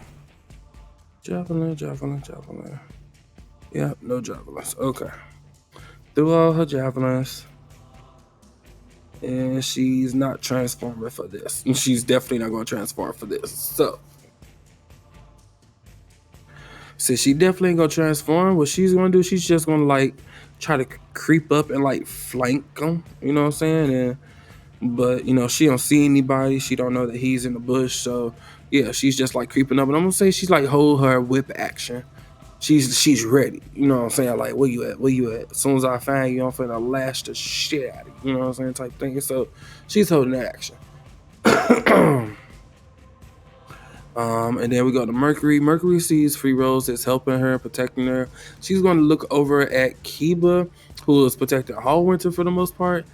And I don't think she's going to move. She's going to like, does she just like stay there and do nothing? I kind of think she just like almost stays there and do nothing. Does she stay there and do nothing? Yep, she does. I kind of feel like she was gonna stay there and do nothing anyway. She's, you know what I'm saying, accepting the blockage and I don't know, shield of that is Free Rose, while also, you know what I'm saying, looking after Keeper and Hall Winter, because you know what I'm saying, they may need a little backup, but probably like just watching their backs, you know what I'm saying? Like, okay, they got the front, they left this to them three, who was more than enough to take out them. And these three stayed in the back. Like, I love the fact that there's like 6 of them. even though it is difficult at times because I'm playing 6 different people and I have to remember them, yet alone do their character personalities and things of that nature. But it's fun. So anyway, but you know what I'm saying, I like that it's 6 of them, so it works because they could split up definitely. You know what I'm saying? 3 go, 3 stay, and still be cool. Instead of if it was 4 of them and 3 of them go and 1 stay, like that's just worse. So the fact that six might be like a magic number, really. I think 6. Most people think the magic number for a party is like 4, maybe 5. I think 6 is like a real good number, honestly. But that's that. And Mercury doesn't really do nothing. Maybe she holds the action of infestation if she sees a goblin. So yeah, she just like turns around. She damn they got her back to Free Rose. So Free Rose is looking one way, Mercury is looking the other way, and they're just like ready. You know what I'm saying? She has the infestation ready. You know what I'm saying? It's damn near just like creatures popping out of the ground and going back in and popping out and going back in type things, just ready to latch onto somebody. And yeah, it's one of them good moments. Like I like have a picture of that, like Free Rose and Mercury back to back. Like, what's up? Where y'all at? Um, but that's that. And this guy, I think he's already dead. So yeah, you ain't make it too long, buddy. You ain't make it too long. Bam, and we're back at the top of the turn order. Awesome. So this guy is the only one alive, and he's the only one who hit somebody. Oddly enough, he hit Free Rose, and Free Rose ain't even chase him. She left it up to the party, so I like her. Free Rose is cool. She you know what I'm saying, she got hit by an arrow, but she stood up for her friend instead of chasing after the enemy. And not only did she stand up for her friend, but she's believing in her friends by allowing her friends to go after the enemies. You know what I'm saying, without you know what I'm saying going herself, even though she was the one who got hit. So it's beautiful. It's a beautiful thing. So this goblin, I believe he don't know, he can't really see them either. Like he's hiding in the bush. He just see like his friend go down. His other, would I stop doing that? His other friend over here with the arrow on his head, and he's just like, what is going on? And he's going to pop out. Uh, actually, okay, high, low. Which way he pop out? Okay, he pops out this way. And when he pops out this way, he sees Ella. Now Ella does have a whip action like ready, but her whip don't have that type of range, so she can't use it. But this goblin is going to definitely see her and release a short bow, and that's going to hit. Ooh-wee. I knew it. I knew it. I knew it. I knew it. I knew it. I knew it. I knew it. Alrighty, so Ella. Hmm.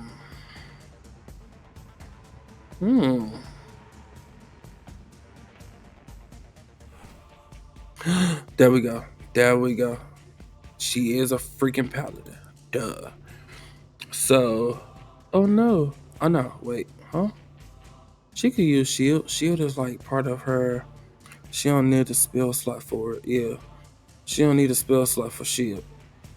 Okay, because she's a paladin, she gets a thing called Guardian Shield, and she can cast it at level 1. She's on the level 1 that she has it. Cast a spell once with this trait. Yeah, it's part of a trait.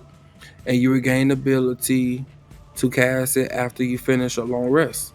Wisdom is your spell saving ability for the spell. Nice. So when he releases this arrow, she's going to use this, which basically casts a shield on her. And shield does wonderful things. Wonderful, wonderful things. Paste it. I said paste it. Jeez Louise. Post it. An invisible barrier of magical force appears and protects you until the start of your next turn. You have a +5 bonus to your AC. Let's go. Including against the triggering attack, and you take no damage from magic missile. So, bam, just like that. She sees the goblin pop out of the bush, and she knows she ain't got the reach for with her whip. So she just uses her reaction and casts a shield on herself as she sees this arrow flying. And I'm gonna say the arrow hits her like right in the face, but it actually doesn't because of this like force field barrier. It just like breaks at the air like right before it hits, type thing, and just like shatters into pieces. As my girl Ella raises her AC by 5 just for this one turn to 21.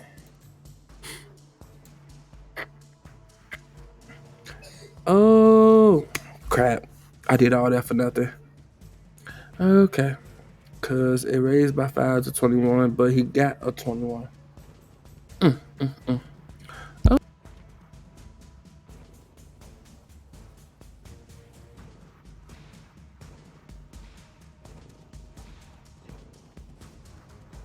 Okay, sorry about that. But he got a 21, so that did not help. But she wouldn't know that. So she would probably still cast it, trying to protect herself to no avail. He does 8 points of damage. And instead of it doing what I said and it like breaking, it doesn't break. It hits and it like shakes a little bit as it still like penetrates through the force and hits her right in the face. Not even the head, like right in the face. Like it's just like, you know what I'm saying? Like in her face. Doing 8 points of damage. And Ella goes down. No. And after he does that, he keeps running. He only used 10 to get there. So he's going to keep running this way, another 20 feet. And if they don't get him, he make it off the map, he's going to live. I'm going to let him live. So let's go. So Leo, with his evil self, is going to see Ella go down and just shake his head like, I mean, he's a little, you know, he knows that somebody's going to save her more than likely, so he just sees her go down like, oh, Woody, I'm gonna do it. I'm gonna do it. I ain't even gonna roll for it. His evil self is actually going to walk over to Ella like, poor thing. Don't you get tired of going? Don't you get tired of dying? And he's going to snatch the arrow out of her cheek. Put it into his crossbow, aim it at the goblin, and fire. Where you at? Jeez Louise. Aim it at the goblin and fire. I wanted that to hit. I really wanted that to hit. I'm not gonna cheat and give him advantage just because I want him to hit. I promise. I really just want to just say give him advantage because he can hit. Oh, that would have been crucial. But it would have been so nice if it hit. But yeah, he snatched the arrow out of her cheek, puts it into the thing, and I would say he tries to fire, but because it got blood and stuff on it, and it hit the force field, and it damn near broke a little bit, so he didn't notice. So when he fired it, it like snapped, you know what I'm saying, in half, and it ain't really going anywhere. It missed, you know what I'm saying. Ooh. But he's going to keep. Will he get another 20 feet? He's going to keep going after the goblin, but he can't get close enough. Ooh, he might get away. Okay, so with that, this goblin is dead. We're going to go to Kiba. Kiba is going to see this goblin. Yep, because he ran from here to here, and Kiba's doing it again. He's tracing him. Oh, is it 60 feet? Oh, it's 50. That's good. That's good. He good then, so he can reach. So he's tracing them again. He's like, I got you in my sight. Ignite. And does the ignite hit? I know the goblin got to make a save. What am I looking for? Not you. Yeah. So Sacred Flame. And ooh, that's a one hit kill. If he hits, if he does not succeed. And he didn't succeed. Kiba murking with this Sacred Flame. Okay, I see you. So Kiba's tracking him. Ignite. And he just, the goblin bursts in the flame. Seeing Leo like coming after him, the goblin is already like, no, stay away from me. Stay away from me. And then all of a sudden he's like, stay away from me. He's looking into like the evilness in Leo's eyes because he see Leo like he finna boy. And then Leo already got like this pressure all over him as he's marching up to this goblin. Like this goblin is more than likely terrified. And then out of nowhere, he just ignites into fire and flame. And hey, takes 7 points of damage from fire damage. Gone. Beautiful, beautiful, beautiful, beautiful. Okay, so that ends the battle. And with that, a battle ends. Initiative is over, and Leo sees the flame, and he still walks up to him, and like his gravitational like field is like pushing some of the flame out and like extinguishing some of it because it's like drowning it with no air and shit like that. And he's does he? Yeah, he does. He spits on the goblin. Okay, I don't know what that's about. I mean, he was, because I feel like he's actually kind, just in his own awkward ass way. Yeah, he pulled the damn arrow out of her cheek and shit like that and didn't help her, but when she was already down and ain't really nothing he could do, and ain't it better to like get the revenge maybe? And then get the revenge with the same arrow that took you out. You know what I'm saying? Like it would have been beautiful if it hit. Poetic even, you know what I'm saying? But like it did it, but you know what I'm saying? It was cruel but romantic in a way. Okay, I quit. Okay. But yeah, he cares in his own way, okay? He cares in his own way. Um but he walks over and he spits on the goblin. The goblin took his friend down. And I'm gonna say with that happening, and Cleo seeing Leo go after the goblin and Ella go down, I believe she will come over to Ella. You know what I'm saying? She is a good person. Right now, she ain't got her mask on anyway. Because if not, she probably would have walked past him and came over here and spit on the other one or something like, psh, psh, kicked it. You know what I'm saying? And just like what the hell y'all doing? Y'all ain't gonna help Ella? You know what I'm saying? But this ain't that time. So, okay. So Cleo comes over here and she checks on Ella. And she's going to do medicine check. 15, nice. And Ella is going to live again. Wake up, gasp. And she's going to like check her face like, and the scar is going to be healed and things like that. And she's going to look over at Leo. And I'm going to say she just catches him like cock this loogie at this goblin. You know what I'm saying? And she just looks like and rubs her face like she knows she got taken down. You know what I'm saying? So yeah, that's that. And any RP happen real quick? 1, 2, 3, 4, 5, 6. Why did I do that? Like I don't know the 6 of interest. Jeez Louise. 2. Shit. I forgot which one of y'all was 1 and which one of y'all was 2. I think it was 1, 2, 3, or was it 1, 2, 3?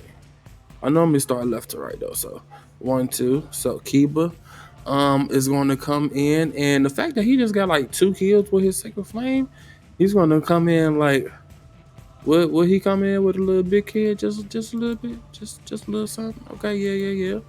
So he's going to come in like, I nailed that one. That's 2 for me. And he's going to like look over at I think Mercury probably the main one that he can make eye contact with. So he'll look over at Mercury like, that's 2 for me. And he's going to like smile a little bit, you know what I'm saying? Like he's happy about it. Because I don't think his Sacred Flame been doing good until now, to be honest. So,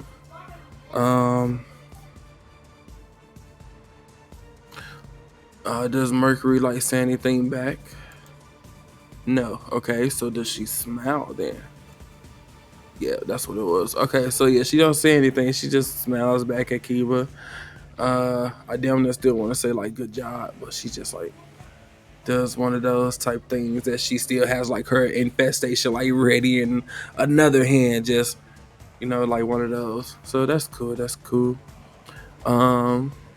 And at that moment, as they did a little thumbs up, I'm gonna say the group start like making its way back together. He comes over here, meet up with them. Does he say something smart to Ella? Cause they got like this little thing going on. Cause they had like a little thing going on between Hall Winter and them and things of that nature. Like, does he say something to Ella? Like, just rub it in. Hell yeah, of course he does. But it's slight. It's very slight because it's right on the edge. So it's like he comes over like, I thought you was there. Or does he say something like, he comes over like, so he didn't take you down. You know what I'm saying? Like, of course he know, she got took it down or whatever. But ooh, does he say something about the arrow? Maybe. No, he don't. Okay, so yeah, so he just comes over like, so you still live, so you're still breathing, huh? Yeah, something like that. There we go. Something like, so you still breathe. And she just like looks at him and rolls her eyes like it's almost like I don't know, a big brother little I don't know. It's what the hell? Are y'all bleeding so late? Bleeding and healing at the same time. Okay, anyway, but it's like yeah, that's a awkward ass big brother. Just walk over your sister. But in this world, in the world of D&D, that's probably not as evil as it seems, really. Cause like all you gotta do is a medicine check on a person, you know what I'm saying, or you gotta wrap some bandages around them, and they're gonna get up. You know what I'm saying? They're gonna be stable. They're gonna be cool. Whatever. Shove a potion down their throat. You got two of them. What's up? Speaking of potions, so after he says that, she rolls her eyes. They walk back over here. Whole group is back together, and Kiba, for better or worse, picks back up Hall Winter and puts him back on the shoulder, things like that. And I believe with advantage, yep, Mercury is going to look at Ella and like, oh my God, are you okay? And she's going to hand Ella one of the red potions, one of the health potions. And I don't think anybody will fight it. Even Lee, I don't think anybody will fight it. They're just going to let it happen. And bam, Ella is going to take this health potion, which is going to give her 2d4 plus 2. Really, really, really. Okay, so she's going to get 4 health back, which is going to only boost it up to 5. And she got something. Okay. 2d4 plus 2. You only get 5. That's the very minimum. Jeez Louise. I mean, you only get 4, but yeah. The group, like, gets closer together because they're like on alert now for attacks and things like that. They're not as spread out as they was. And Cleo and Leo still together. Ella over here and Free Roll still in front of Mercury. We got the cleric and the wizard in the back, which makes sense. We got the prideful man who ain't gonna be in the middle of the back anyway. Up front, his trusted sidekick right beside him. And you two are perfect in the middle. So hey, let's go, man. Like, I like this group. This group, their powers and like their characters and the way they're forming. Like, I'm liking this group. I really am. Really, really am. So with that, they keep going, man. Every time I move, it's like Hall Winter get farther and farther. Like, what the heck? Come here, dude. Hey, don't be like that, man. We don't bite. We don't bite. You can get closer. Well, he probably bite. I don't know, but yeah. And I'm going to copy you. And they're going to finally make it through the woods a little bit. Probably another 5-10 minute stretch, 10-minute walk. They make it back to a familiar path.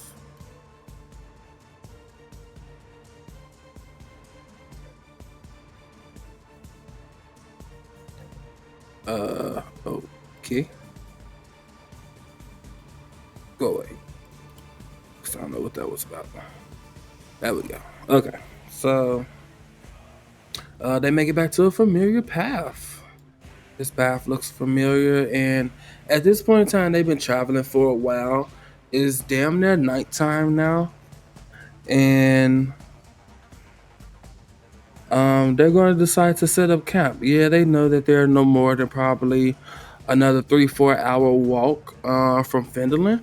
But why walk in the middle of the night? You know what I'm saying? So they're actually going to set up camp here. Let's see. Set Hall Winter down. A nice little cushiony area, maybe over here somewhere. And I'm gonna spread them out a little bit now. Dum, dum, dum, dum. I believe y'all will be over there. You'll probably be somewhere right there. Yeah, there you go. Well, that's about right. And let's get a campfire. Whoops. Come here, man.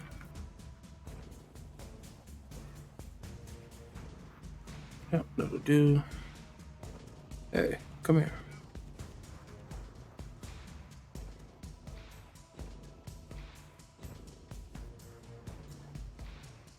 Muhaha. And you, I'll make a drawing so I can get you more in the middle like I want. Bam. And a nice little fire, man. They have a nice little fire. It's nighttime.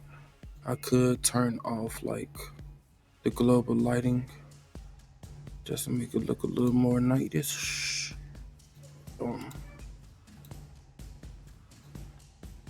And it's still gonna be light, mainly because of the fire.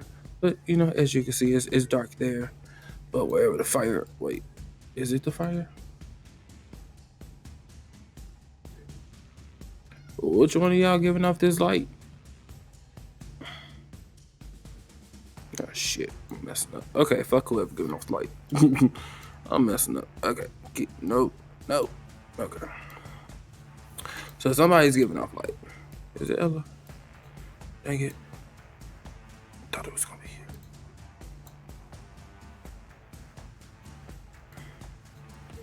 Oh, it's you. Okay, so you giving off the light.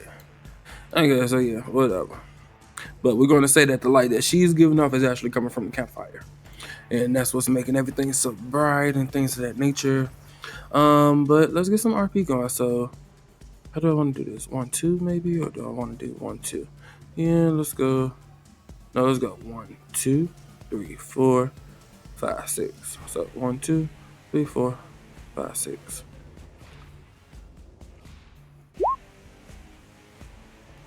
3. Okay, 1, 2, 3. So Kiba's going to come in, and is he talking to somebody in particular or the whole group? So is he talking to a particular person? Oh crap. Is he talking to a particular person? No, so he's talking to the whole group then. So he's just gonna say something in general. I believe Kiba would say something like, let's see what's been going on with Kiba. Ooh. Would he take this time to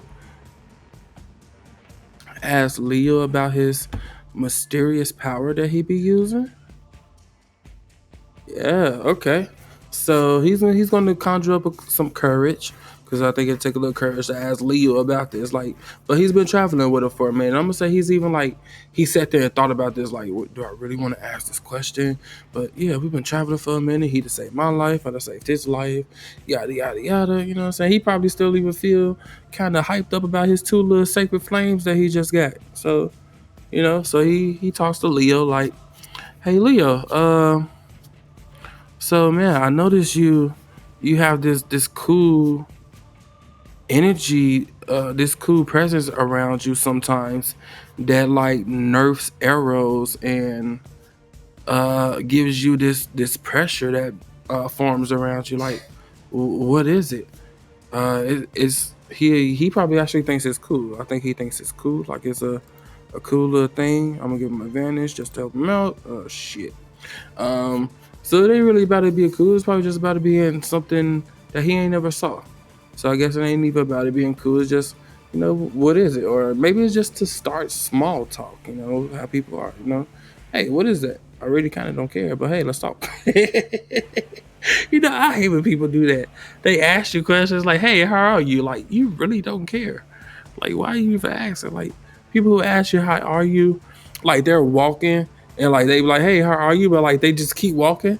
Like, are you really? Do you really care? Like, whatever. So like people just get into the habit of just saying fine all the time and hey, how are you? Fine. Oh, that's good. But he's like keep going like you really don't care, dude. Like, okay, anyway, I got off track. But yeah, he's just trying to make small talk. You know, it's nighttime. They got a campfire going. Why not? Let's go. What's up? um, so I believe Leo will answer. I'm even do that with advantage. Yeah, he would have. He'll answer. So is he gonna tell the truth though, or is he gonna like make up some? Is he gonna tell the truth? Let's just ask. No. Is he gonna make up like some elaborate story or something? Nah, shit. Yeah. Okay, so. Oh, jeez. Okay, so he makes it like some elaborate story. Oh, jeez, my back itch. I'm sorry, my back itch. Okay, I think I got a mosquito bite actually. It sucks. Okay, so Leo, jeez Louise, he makes up an elaborate story.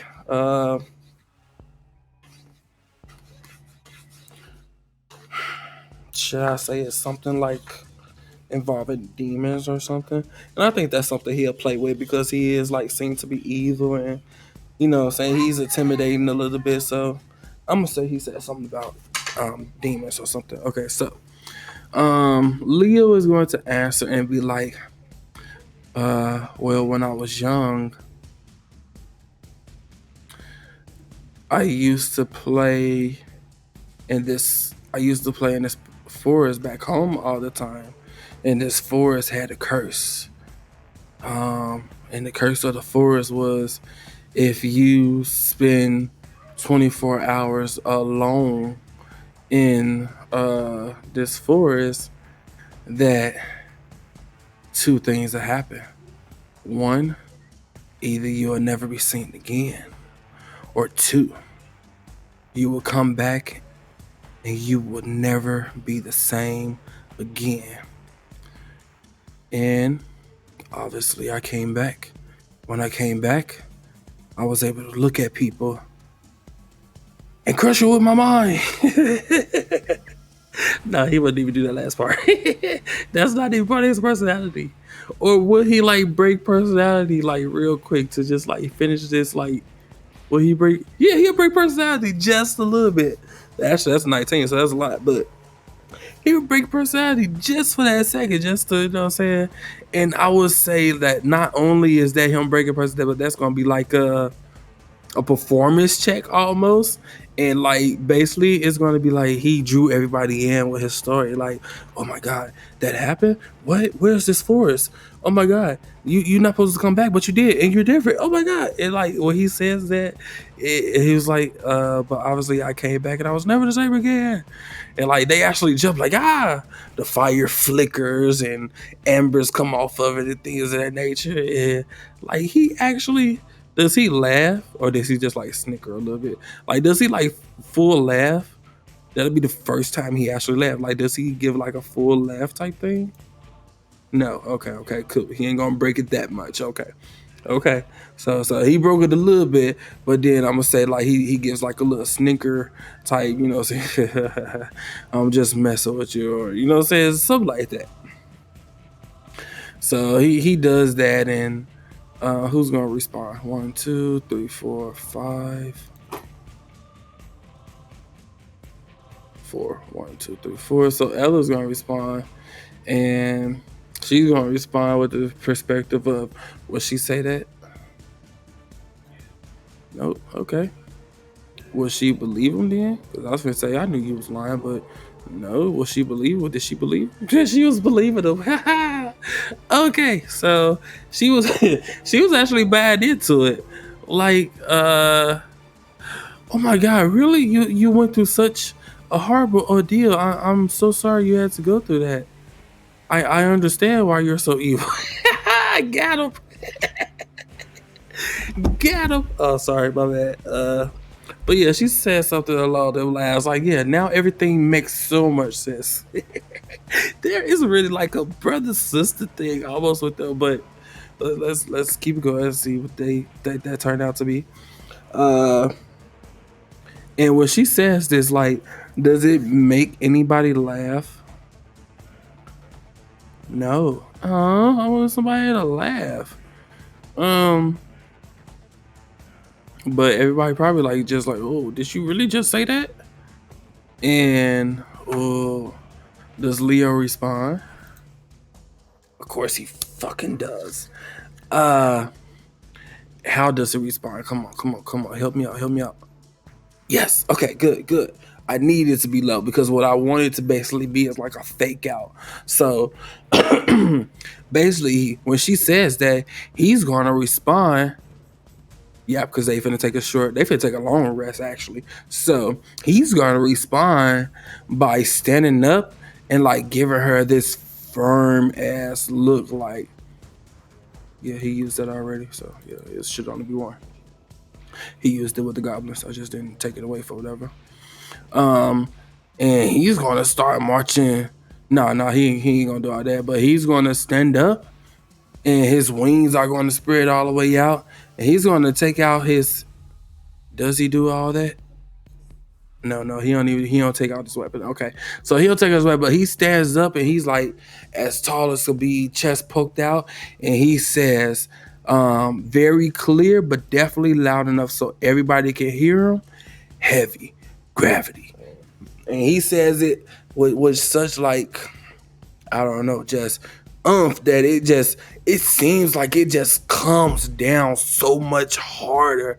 Like it actually implants like an indentation on the ground around him at like a full like circle what is it called? Diameter? Yeah, like a full circle diameter type thing. And like you can see the indentation in the ground, and he just looks up at her like, "What did you say to me?" And this is like I got to get this intimidation with like advantage. Okay, 16, beautiful. So he gets everybody on the ropes. Even how much on the ropes is Cleo? She ain't on the ropes at all. It's oh my, Cleo is so jeez. Dude, is Cleo like? Does she like this? Is it like turning her on almost? Okay, it's not. Okay. Because I said, really, Cleo? Jeez Louise.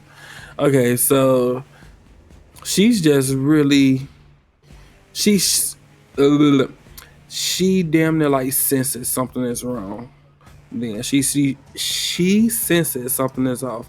So it ain't really like got her on the ropes, but at the same time it ain't turning her on. She just senses something wrong type thing. Yeah, somewhere on the edge of that. Okay. So I'm gonna say before Cleo can either like really get her thoughts together on even what's happening, everybody else then already brought into it. Like, oh shit, wait, hold on, wait, no, we were just asking a question, Leo. But Leo's all of a sudden gonna this time does he bust out laughing? No. Again, he just gives a little snickle. So he's not the type of person who really busts out laughing, because as I said, this is how I build their personality. So it don't seem like he's the type of person to really bust out laugh, but he'll give a little snicker every now and then. You know what I'm saying? Depends on what's going on. Okay, thank you. Jeez Louise. I'm like, what? He don't even do that one? So after he does that, he doesn't give a laugh or a snicker. He just looks at her intensely, and like as everybody is panicking, like, wait, no, hold on, Leo. We're friends. We're all in this together, man. He just cuts it off or lets it go off. And he did use it again, so now he has none. But as I said, they finna take a long rest. So he stands up, and just like as quick as it took him to like stand up and cast have heavy gravity, he sits down and he just looks at her like, "Now I'm just messing with you." But he don't laugh out. That's just me at that point. But yeah, he just like, I'm just messing with you. And everybody starts to calm down like, oh. Dude, really? Now you choose to show a personality? Now you choose to like make jokes and things that like they're saying this in their head. They're not saying this part out loud. You know what I'm saying? And who laughs? Somebody laughs. Somebody laughs. One, two, three, four, five. Who laughs? Somebody gonna laugh. I want somebody to laugh. Shit. Two. One, two, free rolls. Okay, so out of nowhere, like when it happens, and he's like, I'm just playing. She busts out laughing, like it's hysterical. Like, really? And was she saying? I think she would say it. Okay, now even if she don't say it, I was gonna say I think she would say like, now you choose that personality, but no, she don't even say it. So she just busts out laughing like, "Ha, you really got me there. I thought you was." Would she say that? Yep. Oh shit! So she busts out laughing hysterically and be like, "Oh, you really got me there, man. I thought you was finna kill us all." And other people are going to like chuckle and laugh a little bit, like with a little nervousness behind it. And does this end the night of RP? No, okay. Uh, so after that, let's get one more RP and see what happened. So after that little moment happens, who else comes in and say something? One, two, three, four, five, six. Four. One, two, three, four. So Ella. You started enough stuff, Ella. Jeez. Are you talking to somebody in particular? No. So you talking to the group. Okay. So what are you saying? So what are you talking about now? So we already asked Leo about that. Ooh. So speaking of that, yeah, I'm not even gonna roll for this one. I believe Ella is gonna come in and look at Kiba like, well, speaking of Leo's uh crazy power that he has, or crazy powers, or crazy strength, or something along that line. Like speaking of Leo's crazy strength, what's going on with that one move you used back in the cave? Cause like, who all was there? Was she there? Yeah, she came towards the end of it. Cause Free Rose and Mercury was up there. Ella was like in the little hallway passageway right there, and then Kiba. Yeah, cause no, Ella was on the ground. Ella was down. Oh. If I remember correctly, Ella was down. Ella was down. Cleo was up and stabbing with her short sword. Leo was up and stabbing with his sickle. And Kiva was there and stabbing and all kind of shit. What do Kiva got? Was he stabbing? Maybe he was beating her with a mace. I don't remember at this point. I know he did wear the radiant. No, because that hit everybody around. Shit. I don't remember what he did. He did something. But basically, he froze dude like in midair. Like he stopped dude complete movement of his entire body. Luckily he got the role to do it. But he stopped dude whole body from moving, and it was the boss. It was like the most epic time to use his heritage at that point. He used his heritage and it stopped the boss completely in his track, allowed everybody around to just sit there and basically like fish in a barrel stab the boss. So I'm going to say that she heard about it somehow, some way, whatever, because it's the skill that like helped save her life that she feels almost. And she's gonna ask Kiba about it basically like, so what is that? That was crazy. I heard that he couldn't move at all and y'all just stood there stabbing him. He couldn't even scream. Like that is scary. And it really is, to be honest. But she says that to Kiba, and Kiba's gonna respond like, oh yeah, that like rub his head and things of that nature. Uh let me see some. Okay. Okay. So he's gonna give a short story. So he's gonna basically like play it off? Does he like play it off almost? No, he don't. Okay, so he answers straight up for the most part, barely, but yeah. So he's gonna be so vague. He's gonna be like vague. Like he's gonna say, "Oh, that's nothing. It's just a little trick I picked up that my father taught me." Technically, he get it from like the blood in his family is a heritage thing. So like you born to certain people. Like when he have a kid, he could pass down the ability to be able to seal too as a heritage thing. So. Mm,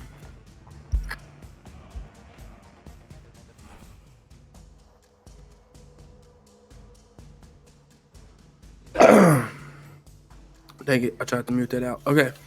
Um, so I forgot where I was at. So yeah, he's just gonna say it like, yeah, it's just something I picked up from my father. He taught me. It's like, what? Your father taught you how to do that? Well, would she say that?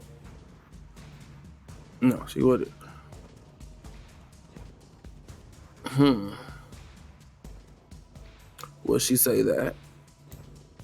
Okay, so she's gonna ask like, your father taught you how to do it? Can anybody else do it besides you and your father? And he will answer for the most part. He's gonna be like, yeah, pretty much. I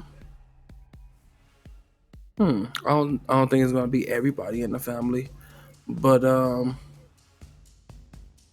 hmm, okay, yeah, definitely ain't everybody in the family. So it's not gonna be everybody in the family. He's gonna respond like, well, yeah, more. So the question was, can more people than just you or your father use it? He's gonna respond like, yeah, me, my father, my brothers, and my uncle. Basically, it's a skill passed down to the males in my family. Yeah, there we go. So he's going to tell like it's a skill that's something that's passed down and taught to the males in my family. And at this point, just what I'm saying, ooh, was she? Okay. So she's going to start thinking like, oh, really? So it's something that only you and your family can do. So it's not. Can he teach? Will he be able to teach me how to do it? And they're having a whole conversation, but it's for everybody to hear. So he would respond and tell the truth, like, "No, we've tried to teach others, but it's only people who are born in my family that can do it." And that's going to hit it on the nail with her, like, really. And at this point, is she thinking about doing what I'm thinking? Ooh, it's right there, though. It's right there. Okay. So she's like, oh, really? That's interesting. Will she at least say that, though? She wouldn't even say that. Okay. So I was going to say, will she at least, like, say something like, yeah, my family has something like that, too. But then they might, like, be begging her to, like, tell her, like, what it is and shit like that. So, okay. So she's going to keep that in mind. And she's gonna ask like, okay, yeah, she's gonna. So what is it called? Like, what exactly do it do? And he's gonna explain like, basically, we're able to seal a person's movement, in time. Basic. Uh, when I touch a person, I can seal their movements. They're still able to hear and see, but they won't be able to move unless I release the magic I placed upon them. And Ella is going to be like, will she be like amazed by it? Really? Okay, so amazed, not super high, but definitely like, dude, that is so cool. Like, uh, that's awesome, man. I'm so proud of you. I don't know. That just feel like something she would say or something a person would say. Like, why you? What you mean you proud of me? But whatever. I'm so proud of you or something like that. And He's gonna do his little thank you, Ella. They had like a little moment. Like this was a whole little conversation between them two. So is this good enough for a moment for them? Hell yeah. Okay. So yeah, that's a nice little moment. Okay. So they had a little moment. They learned about each other. You know what I'm saying? Okay, okay, okay.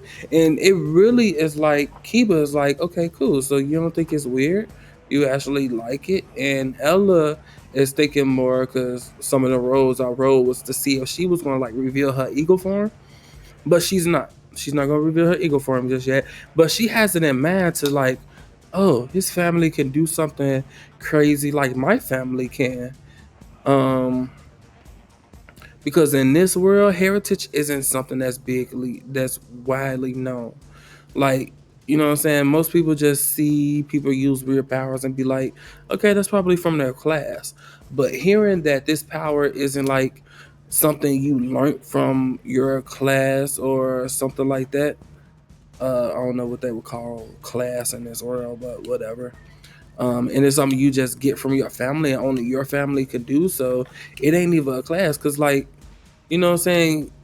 Ella could have been a cleric like Kiba. That's a class, you know what I'm saying? But she can't learn how to seal. So that's a heritage, you know what I'm saying? So it's like, oh, they could do something unique like only my family can do. I'm pretty sure she ain't the only one in her family who could turn into a freaking eagle. So it's the heritage. It's a heritage. It's passed down. So of course you're not the only one. But yeah, it's really what the hell this? Okay, that's what the natural 20 was. So yeah, because this is definitely like I damn near want to get them two points for it. I am actually. So that was a big moment for Ella and Kiba. So that brought them a little closer.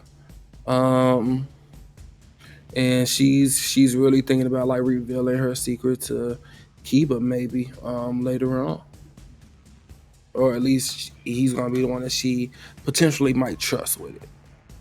So with that being said, and that being the second RP for the night, I'm going to roll to see if they get into another battle.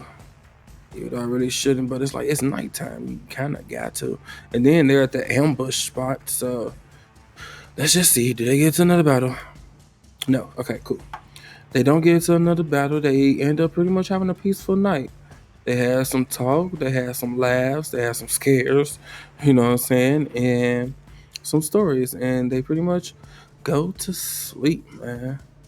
Everybody goes to sleep. Get them a nice long rest.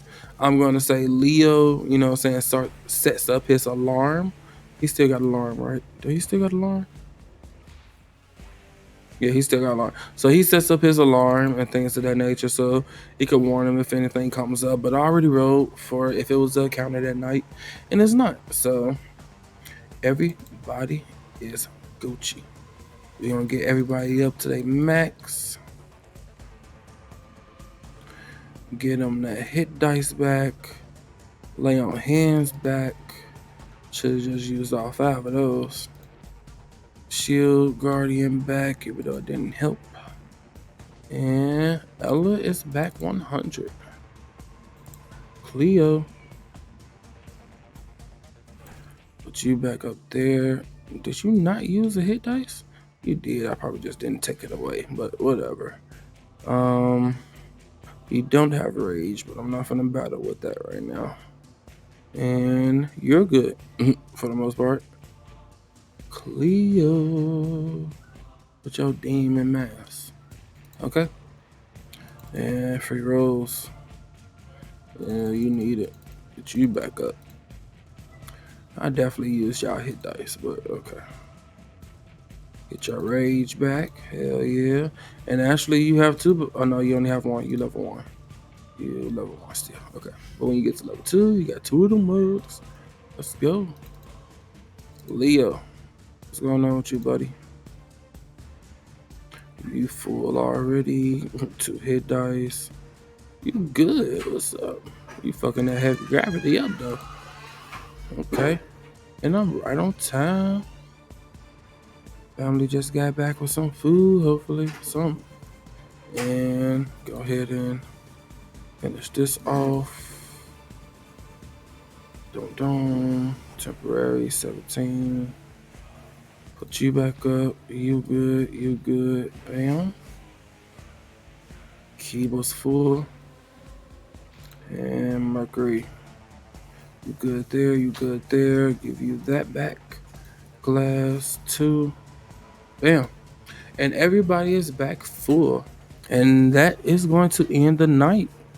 They're going to go to sleep, have them a peaceful night. Nothing's going to bother them. And we will see what happened in the morning on the next episode of Death and Dragons, 1,000 Worlds. We are currently in the world of Lost Mines of Fandever. I am your DM, Purple D Crow. Just call me Crow. And it was lovely having you. I appreciate everybody. Hope you guys enjoy your night. And the crew shall be back tomorrow. Be safe. Have fun. Deuces. Oh, I was supposed to introduce my cat. That's right. Hold on. Hey, you. Come here. Come here.